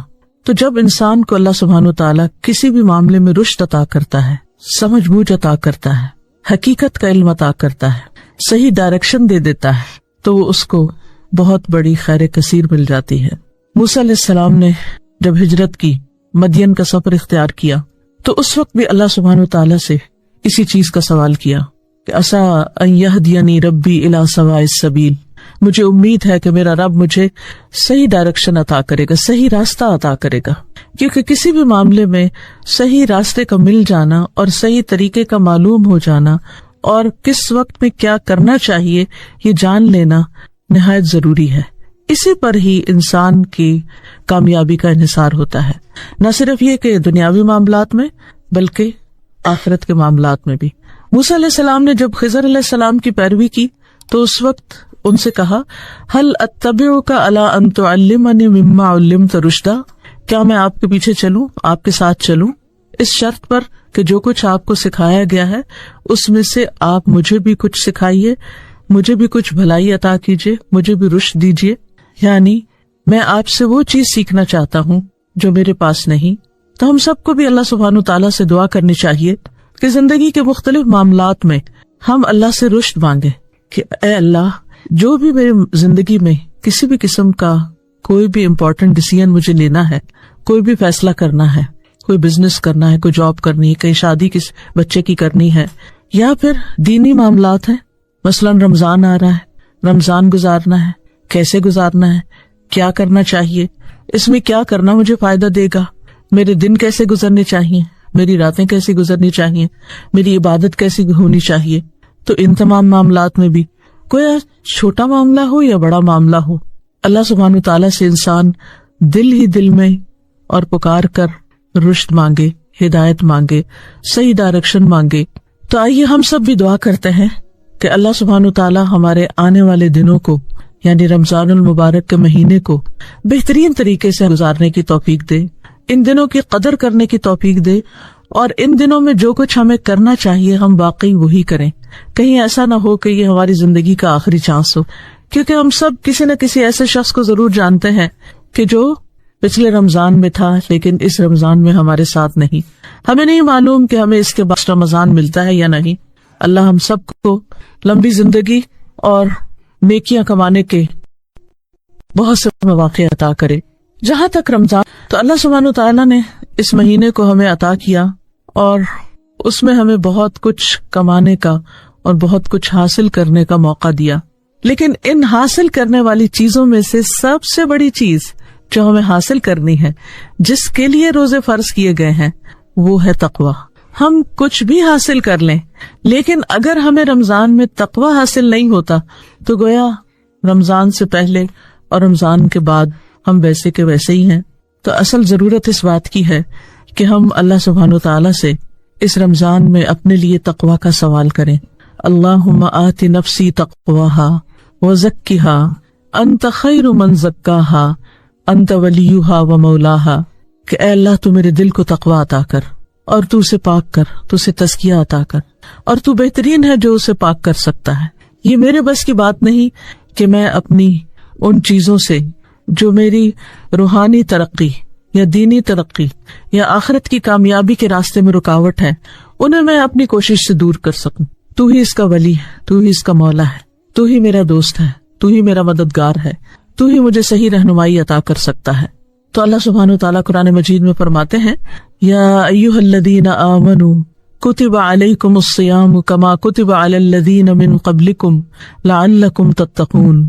اے لوگو جو ایمان لائے ہو، تم پر روزے فرض کیے گئے جیسے کہ تم سے پہلے لوگوں پر فرض گئے تھے تاکہ تمہارے اندر تقویٰ پیدا ہو. رمضان میں بھوکا پیاسا رکھنے کا اور اللہ کے حضور قیام کرنے کا اصل مقصد، اصل مطلوب، اصل غرض یہی ہے کہ ہمارے اندر یہ کوالٹی کیونکہ تعالیٰ ہمیں متقی دیکھنا چاہتے ہیں، کیونکہ کامیابی متقین ہی کے لیے ہے. یہ لفظ تو ہم عام طور پر بولتے ہی رہتے ہیں لیکن حقیقت یہ ہے کہ اس کا مطلب کیا ہے، یہ کیا چیز ہے، وہ کیا کوالٹی ہے، یعنی تقویٰ ہے کیا. ہم سب بچپن سے تقویٰ کا لفظ سنتے آ رہے ہیں اور ہم سب بولتے بھی رہتے ہیں، اردو میں عام استعمال ہوتا ہے، لیکن اس کی حقیقت کیا ہے، اس کو جاننا اور اس کو سمجھنا بہت ضروری ہے. تقویٰ کا لفظ جو ہے عربی زبان میں وقع یقی سے ہے، جس کا مطلب ہوتا ہے بچنا، بچانا. گویا تقویٰ انسان کے اندر ایک ایسی کیفیت، ایک ایسی کوالٹی ہے جو انسان کو ان چیزوں سے بچنے کی قوت دیتی ہے جو انسان کے لیے بہت نقصان دہ ہیں. تو نقصان دہ چیزیں دنیا میں بھی آپ دیکھیے کہ اللہ تعالیٰ نے ہمیں اس طرح پیدا کیا ہے کہ ہمارے اندر ایک اچھائی برائی کی پہچان رکھتی ہے، ہمارے اندر فائدے اور نقصان کی ایک میزان اور ایک کرائیٹیریا رکھ دیا ہے. جب ہم کوئی بھی ایسی چیز دیکھتے ہیں جس میں ہمیں بظاہر نقصان نظر آتا ہے تو ہم فوراً اس سے بچنے کی کوشش کرتے ہیں، اور جب ہم کوئی بھی ایسی چیز دیکھتے ہیں جس میں ہمیں فائدہ نظر آتا ہے تو ہم اس کی طرف بڑھنے کی کوشش کرتے ہیں. دنیاوی معاملات میں ہم سب اپنے نفع نقصان کو سمجھتے ہیں اور اس کے لیے اسٹرگل بھی کرتے ہیں، لیکن دین کے معاملے میں، آخرت کے معاملے میں کس چیز میں فائدہ ہے، کس چیز میں نقصان، اس کے معاملے میں عام طور پر ہم اتنے کانشیس نہیں ہوتے. اگر ہوں بھی تو بازو کا نہیں ہوتا کہ واقعی کون سی چیز ہمارے لیے فائدہ مند ہے. اس کے لیے ہم سب کو علم نافع کی ضرورت رہتی ہے، فائدہ مند علم کی ضرورت ہوتی ہے. وہ فائدہ مند علم کون سا ہے؟ وہ خالص پیور علم ہے جو قرآن و سنت سے ہمیں ملتا ہے، اور اس میں ہر چیز کے بارے میں ہمیں بہترین رہنمائی دے دی گئی ہے. اس کو سیکھنا ہم سب پر فرض ہے. یعنی ہم اس دنیا کے لیے پیدا نہیں ہوئے، ہم پیدا ہوئے آخرت کے لیے. یہ اللہ سبحانہ وتعالیٰ کا ایک بہت گریٹ کریشن پلان ہے جس کا ہم ایک حصہ ہیں. اللہ تعالیٰ نے صرف آسمان و زمین نہیں اور اس کے اندر بے شمار نعمتیں نہیں بنائی، بلکہ انسان کو پیدا کیا اور ہم سب کے لیے یہ نعمتیں رکھی، لیکن ہمیں کسی اور کام کے لیے رکھا، اور وہ ہے اس کی عبادت اور اس کو راضی کرنا. جب انسان اس کو راضی کرتا ہے تو پھر اس کے نتیجے میں وہ انعام دیتا ہے، اور وہ انعام اس کی رحمت جنت کی شکل میں ہے، جس میں انسان کو پھر ہمیشہ وہ ہے اصل لائف، وہ ہے اصل زندگی، وہ ہے جس کے لیے ہم سب کو اسٹرگل کرنا ہے، وہاں تک پہنچنا ہے. لیکن وہاں تک اسی وقت پہنچ سکتے ہم وہی ڈائریکشن، وہی راستہ، وہی طریقہ اختیار کریں جو اس راستے کو جاتا ہے، اور اس کو ایک ہی راستہ جاتا ہے، بہت سے راستے نہیں جاتے، اور اس راستے کو اختیار کرنا ضروری. ایسا نہ ہو کہ ہم کسی اور ڈائریکشن پہ چلے جا رہے ہوں اور پھر توقع یہ رکھے کہ ہم وہاں پہنچ جائیں گے. کراچی کے پلین میں بیٹھ کر اگر انسان سوچے کہ میں پشاور پہنچ جاؤں گا تو یہ امپاسبل ہے. اسی طرح اگر انسان وہ طریقے اختیار نہیں کرتا جو اللہ سبحانہ وتعالیٰ اور اس کے رسول صلی اللہ علیہ وسلم نے بتائے ہیں, اور اپنے طرف سے کچھ من گھڑت طریقے ایسے اختیار کر لیتا ہے جن کے نتیجے وہ سمجھتا ہے کہ وہ اللہ تعالیٰ تک پہنچ جائے گا, اس کی رضا تک پہنچ جائے گا, تو یہ بھی انسان کی ایک غلط فہمی ہے, ایک مس انڈرسٹینڈنگ ہے جس کو دور ہونا چاہیے. تو بہرحال ہم بات کر رہے تھے تقویٰ کی کہ تقویٰ جو ہے وہ انسان کے اندر غلط سوچ, غلط راستوں, غلط گفتگو, غلط کاموں, غلط معاملات اور تمام تر نقصان دہ چیزوں سے بچنے کی ایک صلاحیت پیدا کر دیتا ہے. امام ابن تیمیہ کہتے ہیں کہ دنیا کی تمام آفات اور مصیبتوں سے جان چھوٹ نہیں سکتی مگر اللہ کے ساتھ خالص ہو کر, اخلاص کے ساتھ. جب انسان کے اندر اخلاص پیدا ہوتا ہے تو ہی انسان ان مصیبتوں سے چھٹکارا پا سکتا ہے, اور اخلاص حاصل نہیں ہو سکتا جب تک انسان کے اندر زہد نہ ہو. زہد کیا ہوتا ہے؟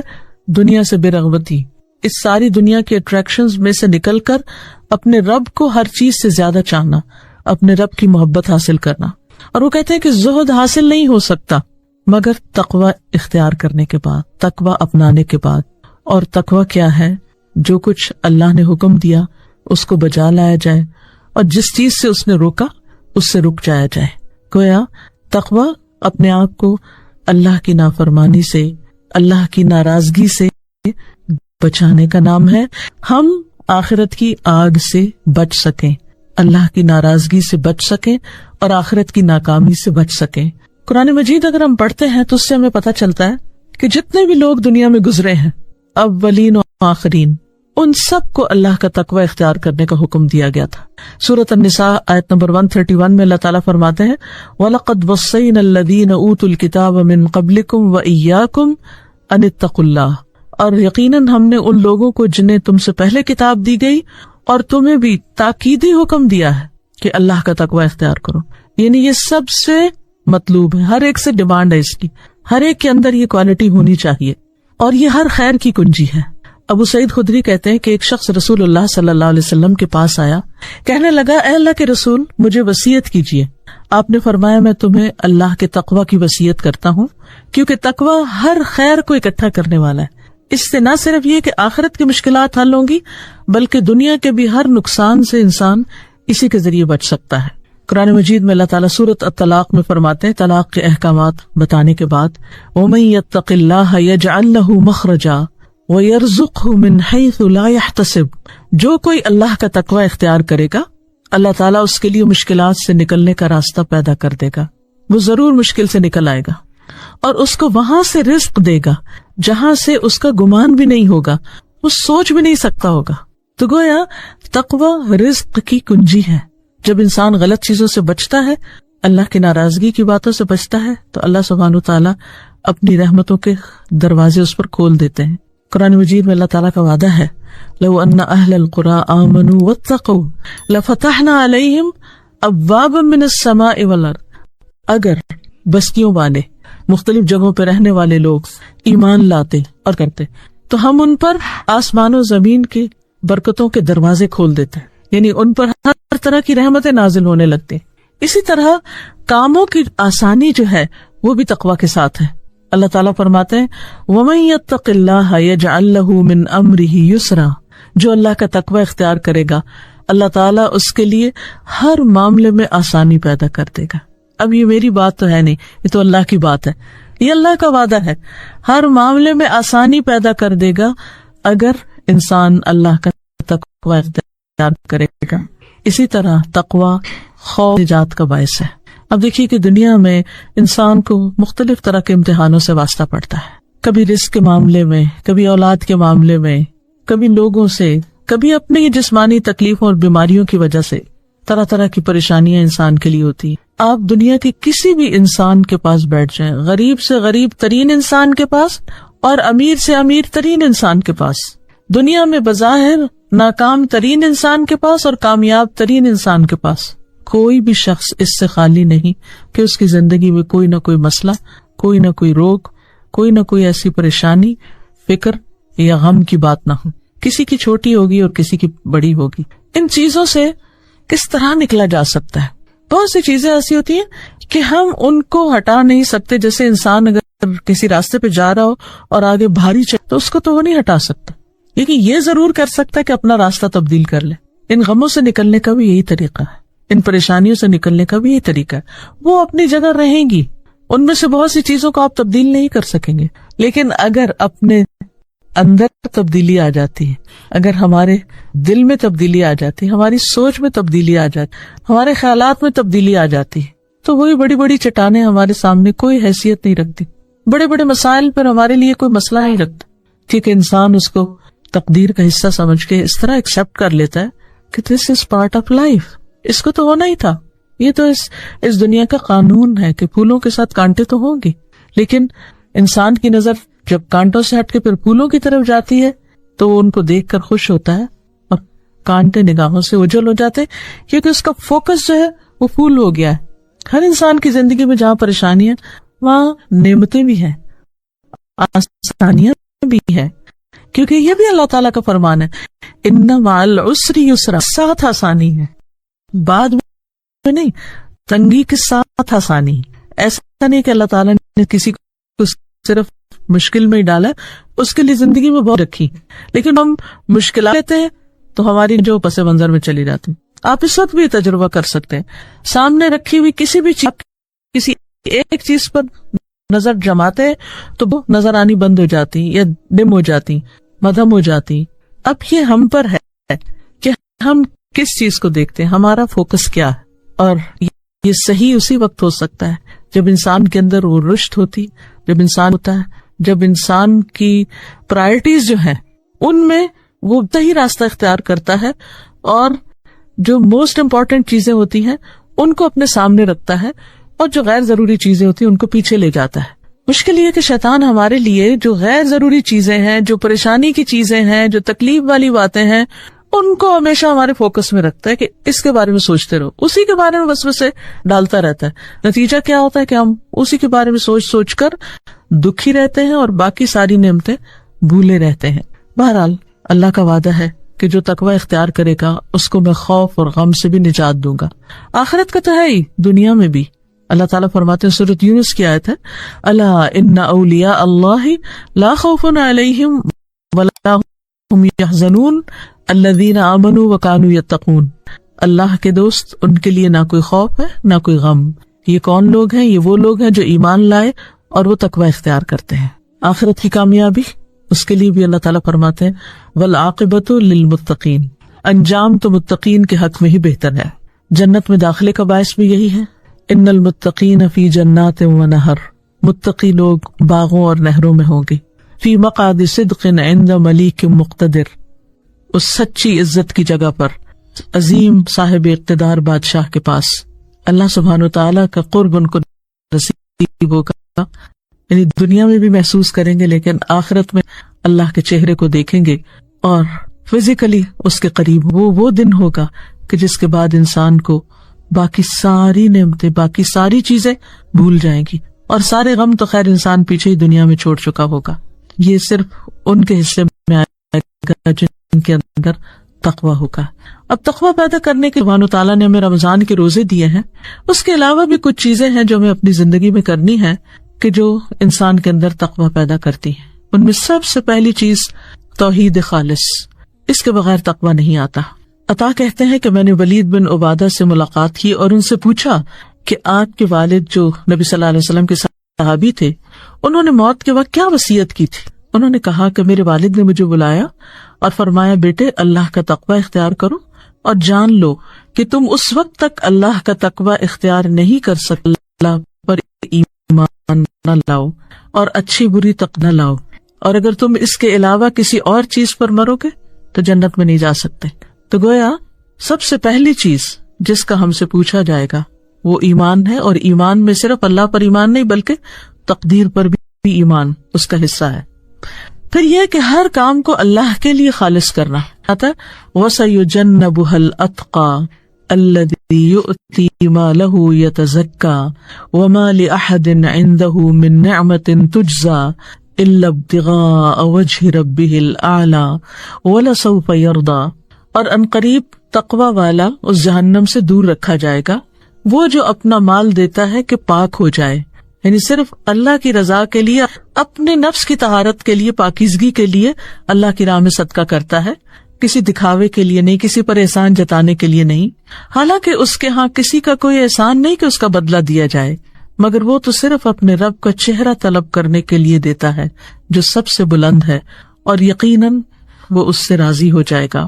اسی طرح تقوی اس وقت انسان کو نصیب ہوتا ہے جب انسان لوگوں کے بیچ میں بھی اور تنہائی میں بھی، اکیلے میں بھی صرف اللہ سے ڈرنے والا، بندوں سے نہیں۔ اتق اللہ حیث ما کنت، کہیں بھی انسان ہو وہ اس احساس سے خالی نہ ہو کہ میرا رب میرے ساتھ ہے، وہ مجھے دیکھ رہا ہے، وہ مجھے سن رہا ہے، وہ میرا حال جانتا ہے۔ ابو ذر رضی اللہ عنہ کو نبی صلی اللہ علیہ وسلم نے فرمایا تھا کہ میں تمہیں خفیہ اور ظاہر طور پر اللہ کے تقوی کی وصیت کرتا ہوں، یعنی یہ تقوی کوئی خاص ڈریس کا نام نہیں کہ جو لوگوں کے بیچ میں پہن کے تم اپنے آپ کو بڑے پارسا اور نیک ثابت کرو، بلکہ یہ تو دل کی کیفیت کا نام ہے کہ دل کے اندر ایک احساس ہو کہ جو ہر وقت انسان کے ساتھ لگا ہوا ہو کہ میرا رب میرے ساتھ ہے، میرا رب مجھے دیکھ رہا ہے۔ فرمایا تم اللہ سے اس طرح ڈرو گویا کہ تم اللہ کو دیکھ رہے ہو، یعنی جیسے کسی کو دیکھ کے ڈر لگتا ہے نا، اس طرح کا ڈر ہونا چاہیے، اس ڈر کا نام تقویٰ ہے۔ اور اگر یہ مرتبہ حاصل نہ ہو تو اتنا یقین رکھو کہ اللہ تم کو دیکھ رہا ہے۔ اسی لیے ہم دیکھتے ہیں کہ رمضان کی روزوں کی جب بات ہوئی تو اس میں بھی اخلاص کی بات ہے۔ من صام رمضان ایمانا و احتسابا غفر له ما تقدم من ذنبه ومن قام رمضان ایمانا واحتسابا غفر له ما تقدم من ذنبه ومن قام ليلة القدر ایمانا واحتسابا غفر له ما تقدم من ذنبه، جو رمضان کے روزے، راتوں کا قیام اور لیلۃ القدر کا قیام ایمان اور احتساب یعنی اللہ سے ثواب کی نیت سے رکھے گا، اس کے پچھلے سارے گناہ معاف کر دیے جائیں گے۔ تو گویا سب سے پہلی چیز اخلاص ہے کہ جو بھی کام کیا جائے اللہ کے لیے کیا جائے۔ دوسری چیز جس سے انسان کو تقوی حاصل ہوتا ہے وہ ہے عبادات کا اہتمام، کیونکہ اللہ تعالیٰ نے عبادت ہم پر فرض ہی اس لیے کی ہے تاکہ ہمارے اندر تقوی پیدا ہو۔ یا ایھا الناس اعبدوا ربکم الذی خلقکم والذین من قبلکم لعلکم تتقون، اے لوگو اپنے رب کی عبادت کرو جس نے تمہیں پیدا کیا اور تم سے پہلے لوگوں کو بھی پیدا کیا تاکہ تمہارے اندر تقوی پیدا ہو۔ تو گویا عبادت کی غرض ہی یہی ہے، اور پھر یہ کہ اس کے بتائے ہوئے راستے پر انسان چلتا چلا جائے، نہ صرف یہ کہ اللہ کی اطاعت بلکہ اس کے رسول صلی اللہ علیہ وسلم کی اطاعت، اور کوئی بھی کام جو دین کے نام پر انسان کرے اس کی دلیل وہاں سے لائے۔ اب دیکھیے کہ ہم بعض اوقات کوئی نیکی کا کام کر رہے ہوتے ہیں اور ہم سمجھتے ہیں کہ ہمیں اس سے فائدہ بھی ہو رہا ہے، اور وقتی طور پر فائدہ بھی ہوتا ہے، لیکن وہ اللہ سبحانہ و تعالیٰ کے ہاں قبول نہیں جب تک اللہ تعالیٰ نے خود اس کا حکم نہیں دیا یا نبی صلی اللہ علیہ وسلم نے اس طریقے پر وہ کام نہیں کیا۔ کسی بھی عبادت میں اپنے طرف سے کوئی طریقہ نکال لینا بدعت کہلاتا ہے، اور وہ دین میں ایک نیا اضافہ ہوتا ہے، اس کی ایک ایکسٹینشن ہوتی ہے۔ اس کا مطلب یہ ہے کہ نعوذ باللہ اللہ تعالیٰ بھول گئے بتانا ہمیں، اس کے رسول صلی اللہ علیہ وسلم بھول گئے ہمیں بتانا، اور ہمیں خود سے ایک نیا آئیڈیا آ گیا۔ نئے آئیڈیاز، نئی انوینشنز، ان پہ کوئی روک ٹوک نہیں ایز لانگ ایز وہ دنیا کے کام میں ہوں۔ دین جو ہے وہ صرف اللہ ہی کا دیا ہوا ہے، اس لیے اس میں صرف وہی کام کر کے انسان تقویٰ حاصل کر سکتا ہے جو اللہ سبحانہ و تعالیٰ کی طرف سے ہو۔ تیسری چیز جس سے انسان کو تقویٰ حاصل ہوتا ہے وہ گناہوں سے بچنا ہے، حتیٰ کہ ذرا برابر برائی سے بھی بچنا۔ ابو درداء کہتے ہیں مکمل تقویٰ یہ ہے کہ انسان اللہ سے اتنا ڈرے کہ ذرہ برابر چیز سے بھی پرہیز کرے، یعنی چھوٹی چھوٹی چیزوں سے بھی بچے، اور بعض ایسی چیزوں کو بھی چھوڑ دے کہ جو شک والی ہوں، یعنی جن کے اوپر پورا یقین نہیں کہ حرام ہے لیکن دل مانتا نہیں، شک ہے ان کے بارے میں، تو اس سے بھی بچے۔ پھر ابن عمر کہتے ہیں کہ بندہ تقویٰ کی حقیقت کو نہیں پا سکتا جب تک کہ جو بات دل میں کھٹکتی ہے اس کو بالکل چھوڑ نہ دے۔ اب دیکھیے کہ کچھ چیزیں تو ہمیں کتاب سے مل جاتی ہیں، سنت سے مل جاتی ہیں، لیکن کچھ چیزیں ایسی ہوتی ہیں کہ جن کا ڈائریکٹ ہمیں کوئی حکم نہیں ملتا، مگر ہمارے ضمیر کے اندر ان کو کر کے کھٹک ہوتی، ہمارا دل راضی نہیں ہوتا اس پر، ہمیں اطمینان نہیں ہوتا، ہمیں لگتا ہے کہ دیر از سم تھنگ رانگ، کچھ ہے اس میں اونچ نیچ۔ تو ایسی چیز کو بھی چھوڑ دینا چاہیے، کیونکہ تقویٰ جو ہے وہ دل کے اندر ایک اطمینان اور سکون اور خوشی پیدا کرتا ہے، چاہے انسان کتنے بھی مصیبتوں میں گرا ہوا ہو، لیکن شک والی چیز جو ہے وہ تقویٰ کے منافی ہوتی ہے، اور اس سے انسان کے اندر بے چینی اور گلٹ اور ایک اضطراب پیدا ہو جاتا ہے۔ پھر اسی طرح ان چیزوں سے بھی بچنے کا نام تقویٰ ہے جن سے عام طور پر لوگ نہ بچتے ہوں، تو ایک متقی انسان ان کے بارے میں بھی محتاط ہوتا ہے کہ کہیں ایسا نہ ہو کہ اس کام کو کرنے سے میں کسی غلط راستے پہ چل پڑوں، تو اس سے بھی اپنے آپ کو محفوظ رکھتا ہے۔ پھر اسی طرح اپنی تکلیفوں سے، برائیوں سے دوسروں کو محفوظ رکھنے کا نام بھی تقویٰ ہے۔ صحابہ نے پوچھا ایک مرتبہ نبی صلی اللہ علیہ وسلم سے کہ کون سا مومن سب سے افضل ہے، تو آپ نے فرمایا کہ وہ جو اللہ کے راستے میں اپنی جان مال سے جہاد کرے، یعنی تن من لگائے اللہ کی خوشی حاصل کرنے کے لیے۔ صحابہ نے پوچھا اس کے بعد کون؟ فرمایا وہ مومن جو پہاڑ کی کسی گھاٹی میں رہے، اللہ کا تقویٰ رکھے اور لوگوں کو اپنی برائی سے محفوظ رکھے، یعنی لوگوں کے ساتھ برا سلوک نہ کرے، برا معاملہ نہ کرے۔ لوگوں کے ساتھ اچھا صرف اسی وقت ہو سکتا ہے جب لوگوں کے بارے میں ہمارا گمان اچھا ہو، ہمارا خیال اچھا ہو، ہمارا دل صاف ہو، کیونکہ تزکیے کے بغیر معاملہ درست نہیں ہو سکتا ہے۔ جس انسان کے لیے آپ کا دل اچھا ہے نا، اس کو آپ دیکھ کے خوش ہو جائیں گے، آپ کو کوشش نہیں کرنی پڑے گی اسمائل کرنے کی، خود بخود آپ کے منہ پہ اسمائل آ جائے گی۔ اور جس انسان کے بارے میں آپ کے دل میں کسی قسم کی کوئی کھٹک ہے یا کوئی ناراضگی ہے یا کوئی برا خیال ہے یا کوئی وسوسہ ہے، آپ کوشش کر کے بھی اپنے آپ کو راضی کریں کہ اس سے اچھی طرح ملے تو آپ نہیں کر سکتے۔ تو اس لیے تقویٰ اس وقت حاصل ہوتا ہے، تقویٰ اندر تب جاتا ہے جب دل صاف ہوتا ہے۔ تقویٰ ایسی چیز ہے کہ جو وہاں رہتا ہی نہیں، ٹکتا ہی نہیں جب تک اس کو صاف جگہ نہیں ملتی۔ یعنی ہم کتنی بھی کوشش کرتے رہیں کہ اپنے اندر کوئی ایسی چیزیں انڈیلیں، لیکن اگر اندر اس کو اپنی پسند کی جگہ نہیں ملی تو وہ رہے گا ہی نہیں۔ اس لیے دل کو صاف کرنا اور دل کی حفاظت کرنا ضروری ہے۔ نبی صلی اللہ علیہ وسلم نے 3 بار دل کی طرف اشارہ کر کے فرمایا کہ تقویٰ یہاں ہوتا ہے، لیکن اس کے لیے کیا ہے؟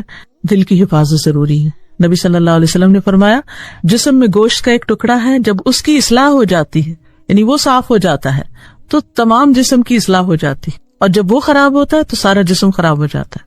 اور فزیکلی بھی دیکھیں، اگر آپ دل بند ہے، دل کی کچھ حصہ بھی اگر خراب ہے تو اس کا اثر ساری جسمانی صحت پر پڑتا ہے۔ یہی حال روحانی صحت کا بھی ہے۔ تو ضرورت اس چیز کی ہے کہ ہمارا دل اللہ کی طرف جھکنے والا ہو۔ اللہ کی طرف جھکنے والے کا ہونا کا مطلب کیا ہے کہ جن چیزوں کو اللہ نے چھوڑنے کے لیے کہا ہے ان کو انسان اللہ کا حکم سمجھ کے چھوڑ دے۔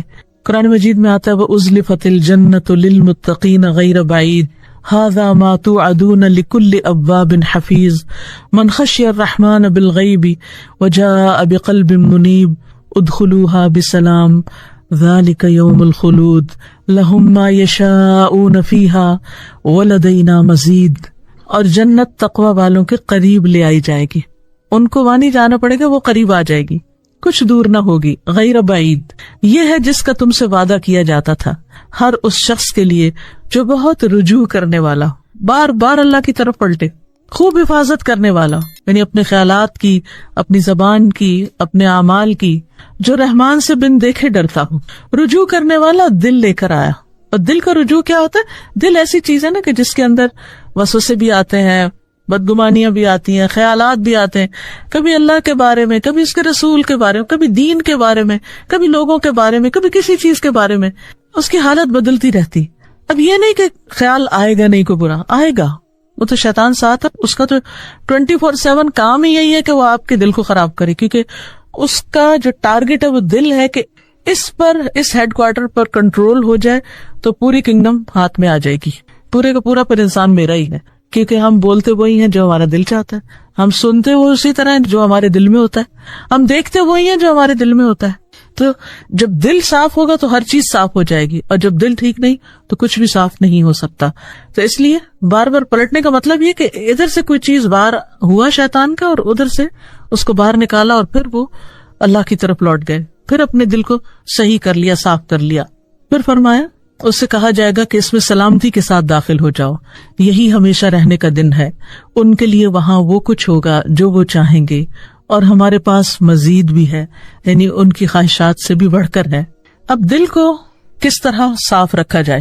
ہوتا یہ کہ جب انسان گناہ کرتا ہے تو دل پہ سیاہ دھبا لگتا ہے، سیاہ ڈاٹ لگتا ہے۔ جب انسان توبہ کر لیتا ہے اللہ سے معافی مانگتا ہے. اگر بندوں کے حق میں کوئی زیادتی ہے ان سے معافی مانگ لیتا ہے تو وہ نقطہ دھل جاتا ہے, اور اگر معافی نہیں مانگتا تو اس سے نقطہ پھیلنے لگتا ہے, اور پھیلتا پھیلتا پورا دل سے آ کر دیتا ہے. پھر انسان کے اندر بے حسی آتی, اندھیرا آ جاتا ہے, سیاہی ایک اندھیرا لاتی. پھر انسان کے پاس ساری نعمتیں ہونے کے باوجود بھی اس کا کسی چیز میں دل نہیں لگتا. نہ اس کو کھانے میں مزہ آتا ہے, نہ اس کو پہننے میں آتا ہے, نہ اس کو لوگوں سے مل کے آتا ہے, نہ اس کا دل تنہائی میں لگتا ہے, جس کو دوسرے لفظوں میں پھر ہم ڈپریشن کا نام دیتے ہیں. یہ کہاں سے ڈیولپ ہوتا ہے؟ یہ انہی چیزوں سے کہ جن کے بارے میں ہمارے اندر ایک چبھن ہوتی ہے, ایک گلٹ ہوتا ہے, اور ہم اس کو سپریس کرتے رہتے ہیں اور اس کو صاف کرنے کی کوشش نہیں کرتے. اللہ کی طرف رجوع نہیں کرتے, بندوں کی طرف رجوع نہیں کرتے. تو جب انسان رجوع کرنے لگتا ہے, پلٹ آتا ہے, اپنی غلطی مانگ لیتا ہے, ایگو سے باہر نکل آتا ہے, تو انسان کے اندر ایک اطمینان پیدا ہو جاتا ہے. مرحلہ مشکل ہوتا ہے لیکن اس کے بعد بہت آسانی ہوتی ہے. عبداللہ بن عمر کہتے ہیں کہ آپ صلی اللہ علیہ وسلم سے کہا گیا, اے اللہ کے رسول, لوگوں میں کون سب سے افضل ہے؟ فرمایا, صاف دل والا اور زبان کا سچا. لوگوں نے کہا کہ زبان کے سچے کو تو ہم پہچانتے ہیں, لیکن صاف دل کون ہے؟ آپ نے فرمایا, متقی, پاک صاف, جس کے دل میں گناہ نہ ہو, بغاوت نہ ہو, خیانت نہ ہو, حسد نہ ہو, کیونکہ یہ ساری چیزیں مل کے دل کو مردہ کر دیتی ہیں. اور جب انسان کا دل مردہ ہو جاتا ہے تو پھر نہ اس کا عبادت میں دل لگتا ہے, نہ ذکر میں دل لگتا ہے, اور نہ کسی اور چیز میں. لہٰذا ہم میں سے ہر ایک کی ہمیشہ اپنے دل پر نظر ہونی چاہیے کہ دل کی کیفیت کیا ہے, کیونکہ وہ ہر وقت بدلتی رہتی ہے, اس لیے اس کی مانیٹرنگ بھی ہر وقت ضروری ہے, اس سے غافل نہیں ہونا چاہیے. جس وقت بھی ایسی کوئی چیز محسوس ہو, بوجھل پن محسوس ہو, اداسی محسوس ہو, بے چینی ہو, دل نہ لگ رہا ہو, فوراً اللہ کو یاد کیجیے, اللہ کا ذکر کیجیے, استغفار کیجیے, اللہ کے آگے روئیے. اللہ سبحانہ وتعالی اس سے بڑھ کے تو کوئی قریب ہی نہیں. ان ربی قریب مجیب, بے شک میرا رب تو قریب ہے, جواب دیتا ہے.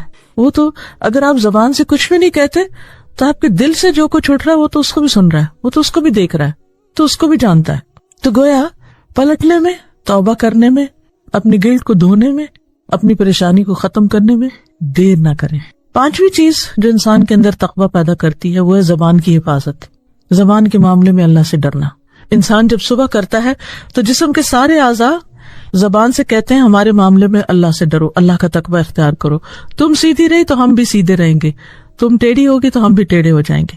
اور حقیقت یہ ہے کہ غلطی زبان کرتی ہے لیکن سزا تو سارے جسم کو بھگتنی پڑتی ہے.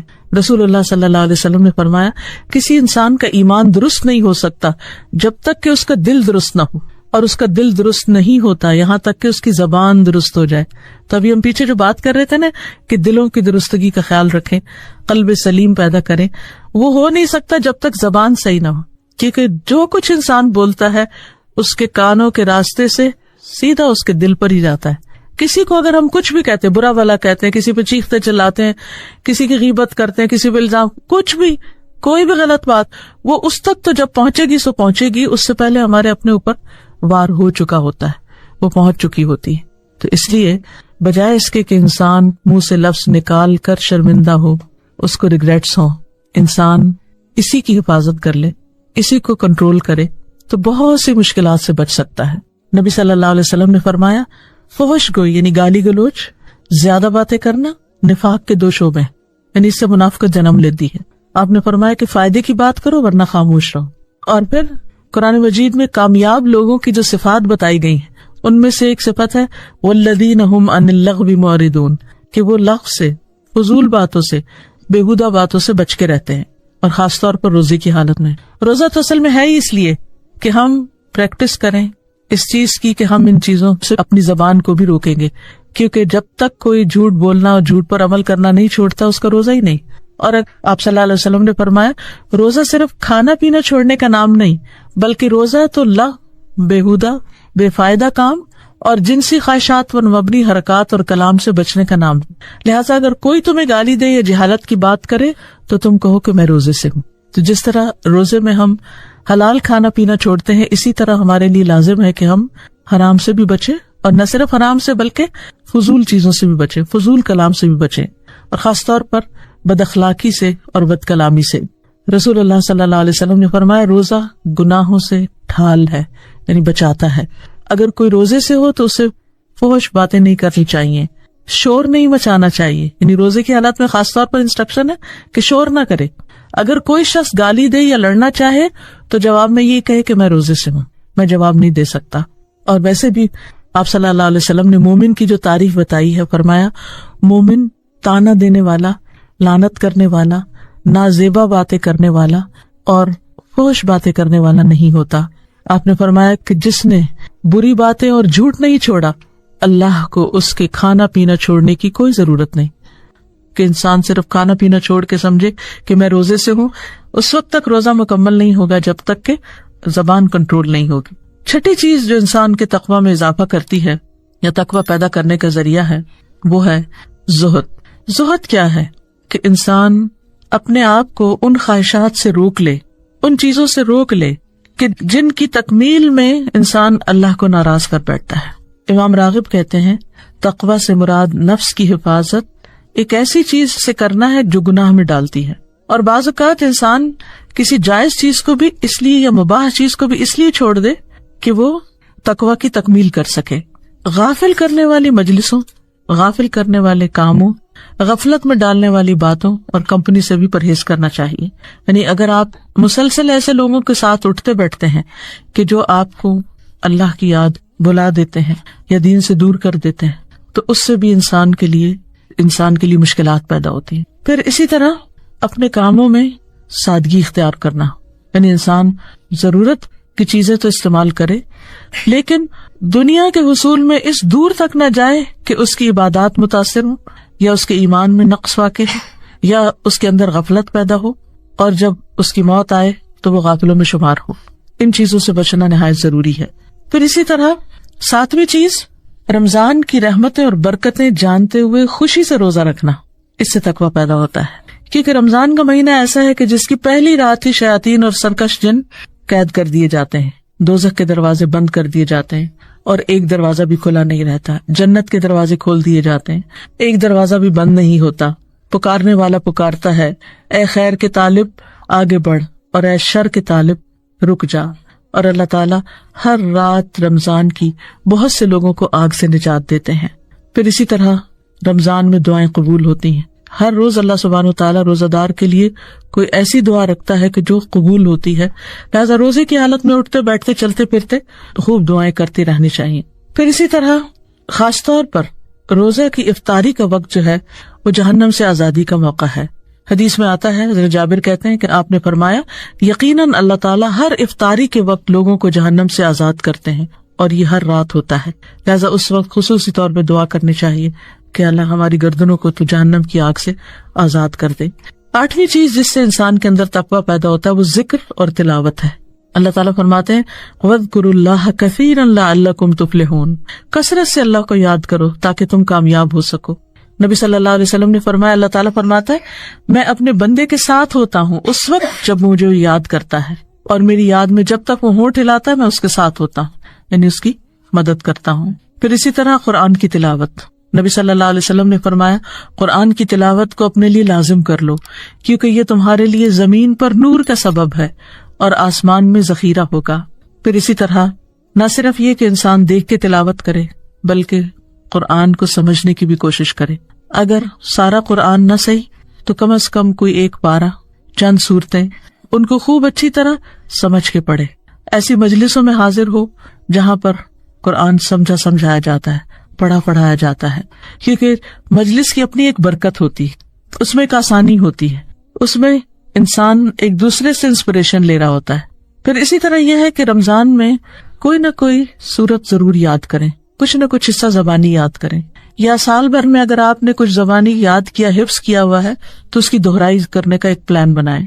پھر اسی طرح یہ بات یاد رکھیں کہ قیامت کے دن قرآن اور روزہ دونوں سفارش کریں گے. قرآن کہے گا کہ میں نے اس شخص کو رات سونے سے باز رکھا، کیونکہ تراویح میں قرآن سنا جاتا ہے تو اللہ تعالیٰ سے کہے گا کہ اللہ اس کے حق میں میری سفارش قبول کر. روزہ کہے گا کہ میں نے اس کو دن کو کھانے پینے سے روکے رکھا، اس کے حق میں میری سفارش قبول کر، تو ان کی سفارش قبول کی جائے گی. تو رمضان چونکہ قرآن نازل ہونے کا مہینہ ہے، اس لیے ہمارا ایک فرض بنتا ہے کہ ہم عام دنوں کی نسبت لازمی طور پر اس مہینے میں قرآن سے تعلق زیادہ کریں۔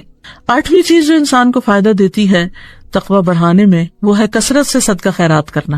نبی صلی اللہ علیہ وسلم رمضان میں جب جبریل سے ملاقات کرتے اور قرآن کا دور کرتے تو تیز آندھی سے بھی زیادہ آپ لوگوں کے حق میں سخی ہوتے، یعنی ہر ایک تک آپ کی خیر پہنچتی۔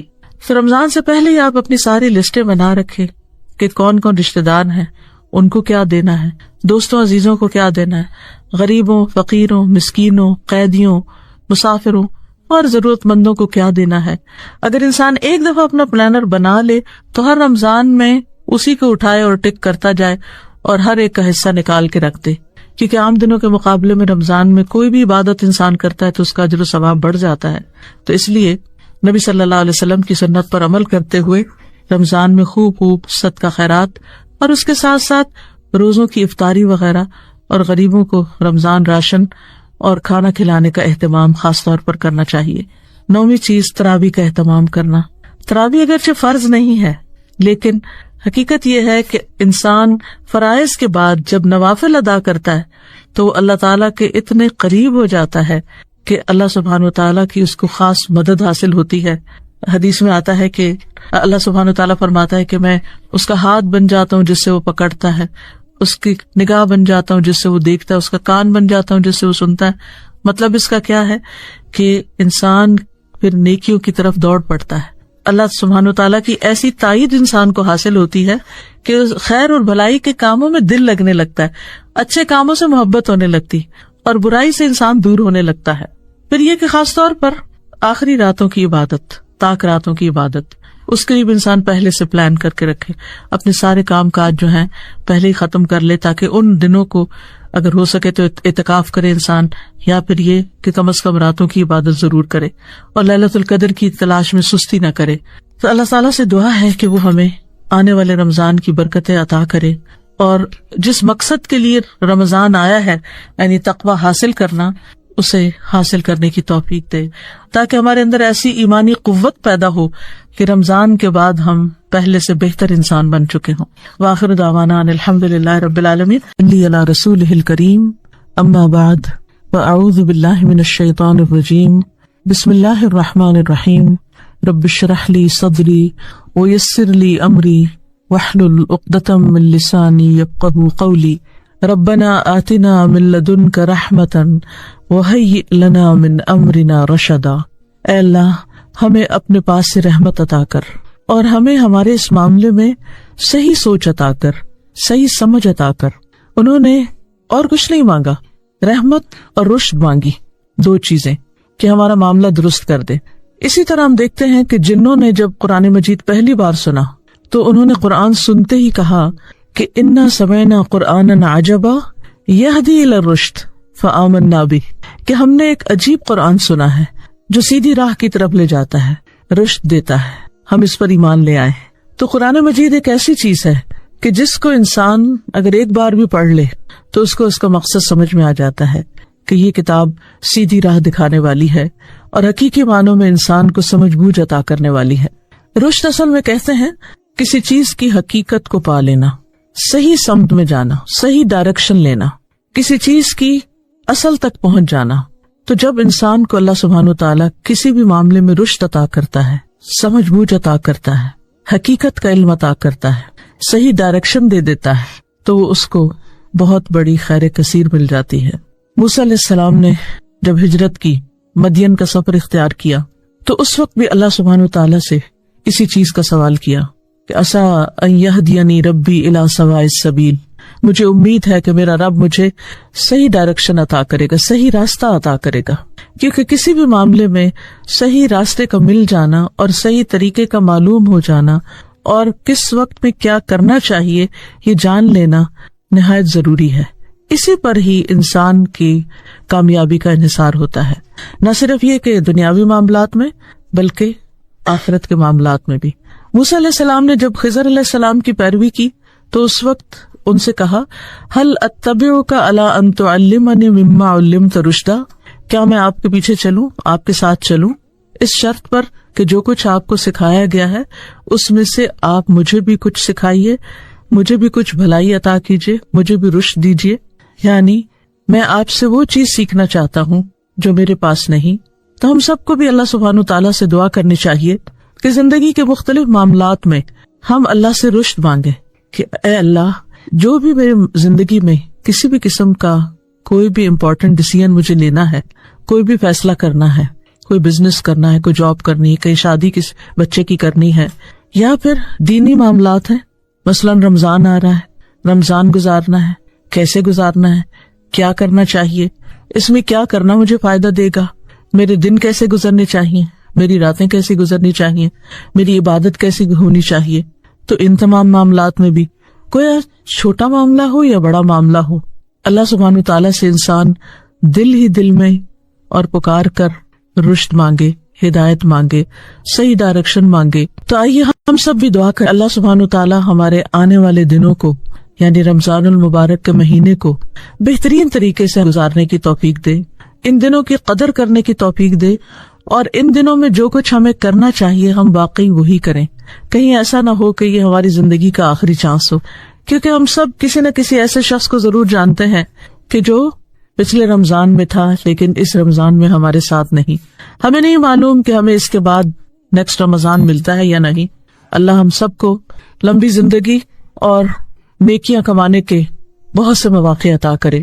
جہاں تک رمضان کا تعلق ہے تو اللہ سبحانہ تعالیٰ نے اس مہینے کو ہمیں عطا کیا اور اس میں ہمیں بہت کچھ کمانے کا اور بہت کچھ حاصل کرنے کا موقع دیا. لیکن ان حاصل کرنے والی چیزوں میں سے سب سے بڑی چیز جو ہمیں حاصل کرنی ہے، جس کے لیے روزے فرض کیے گئے ہیں، وہ ہے تقویٰ.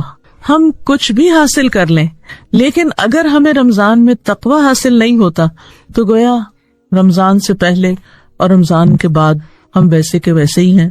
تو اصل ضرورت اس بات کی ہے کہ ہم اللہ سبحانہ تعالیٰ سے اس رمضان میں اپنے لیے تقویٰ کا سوال کریں.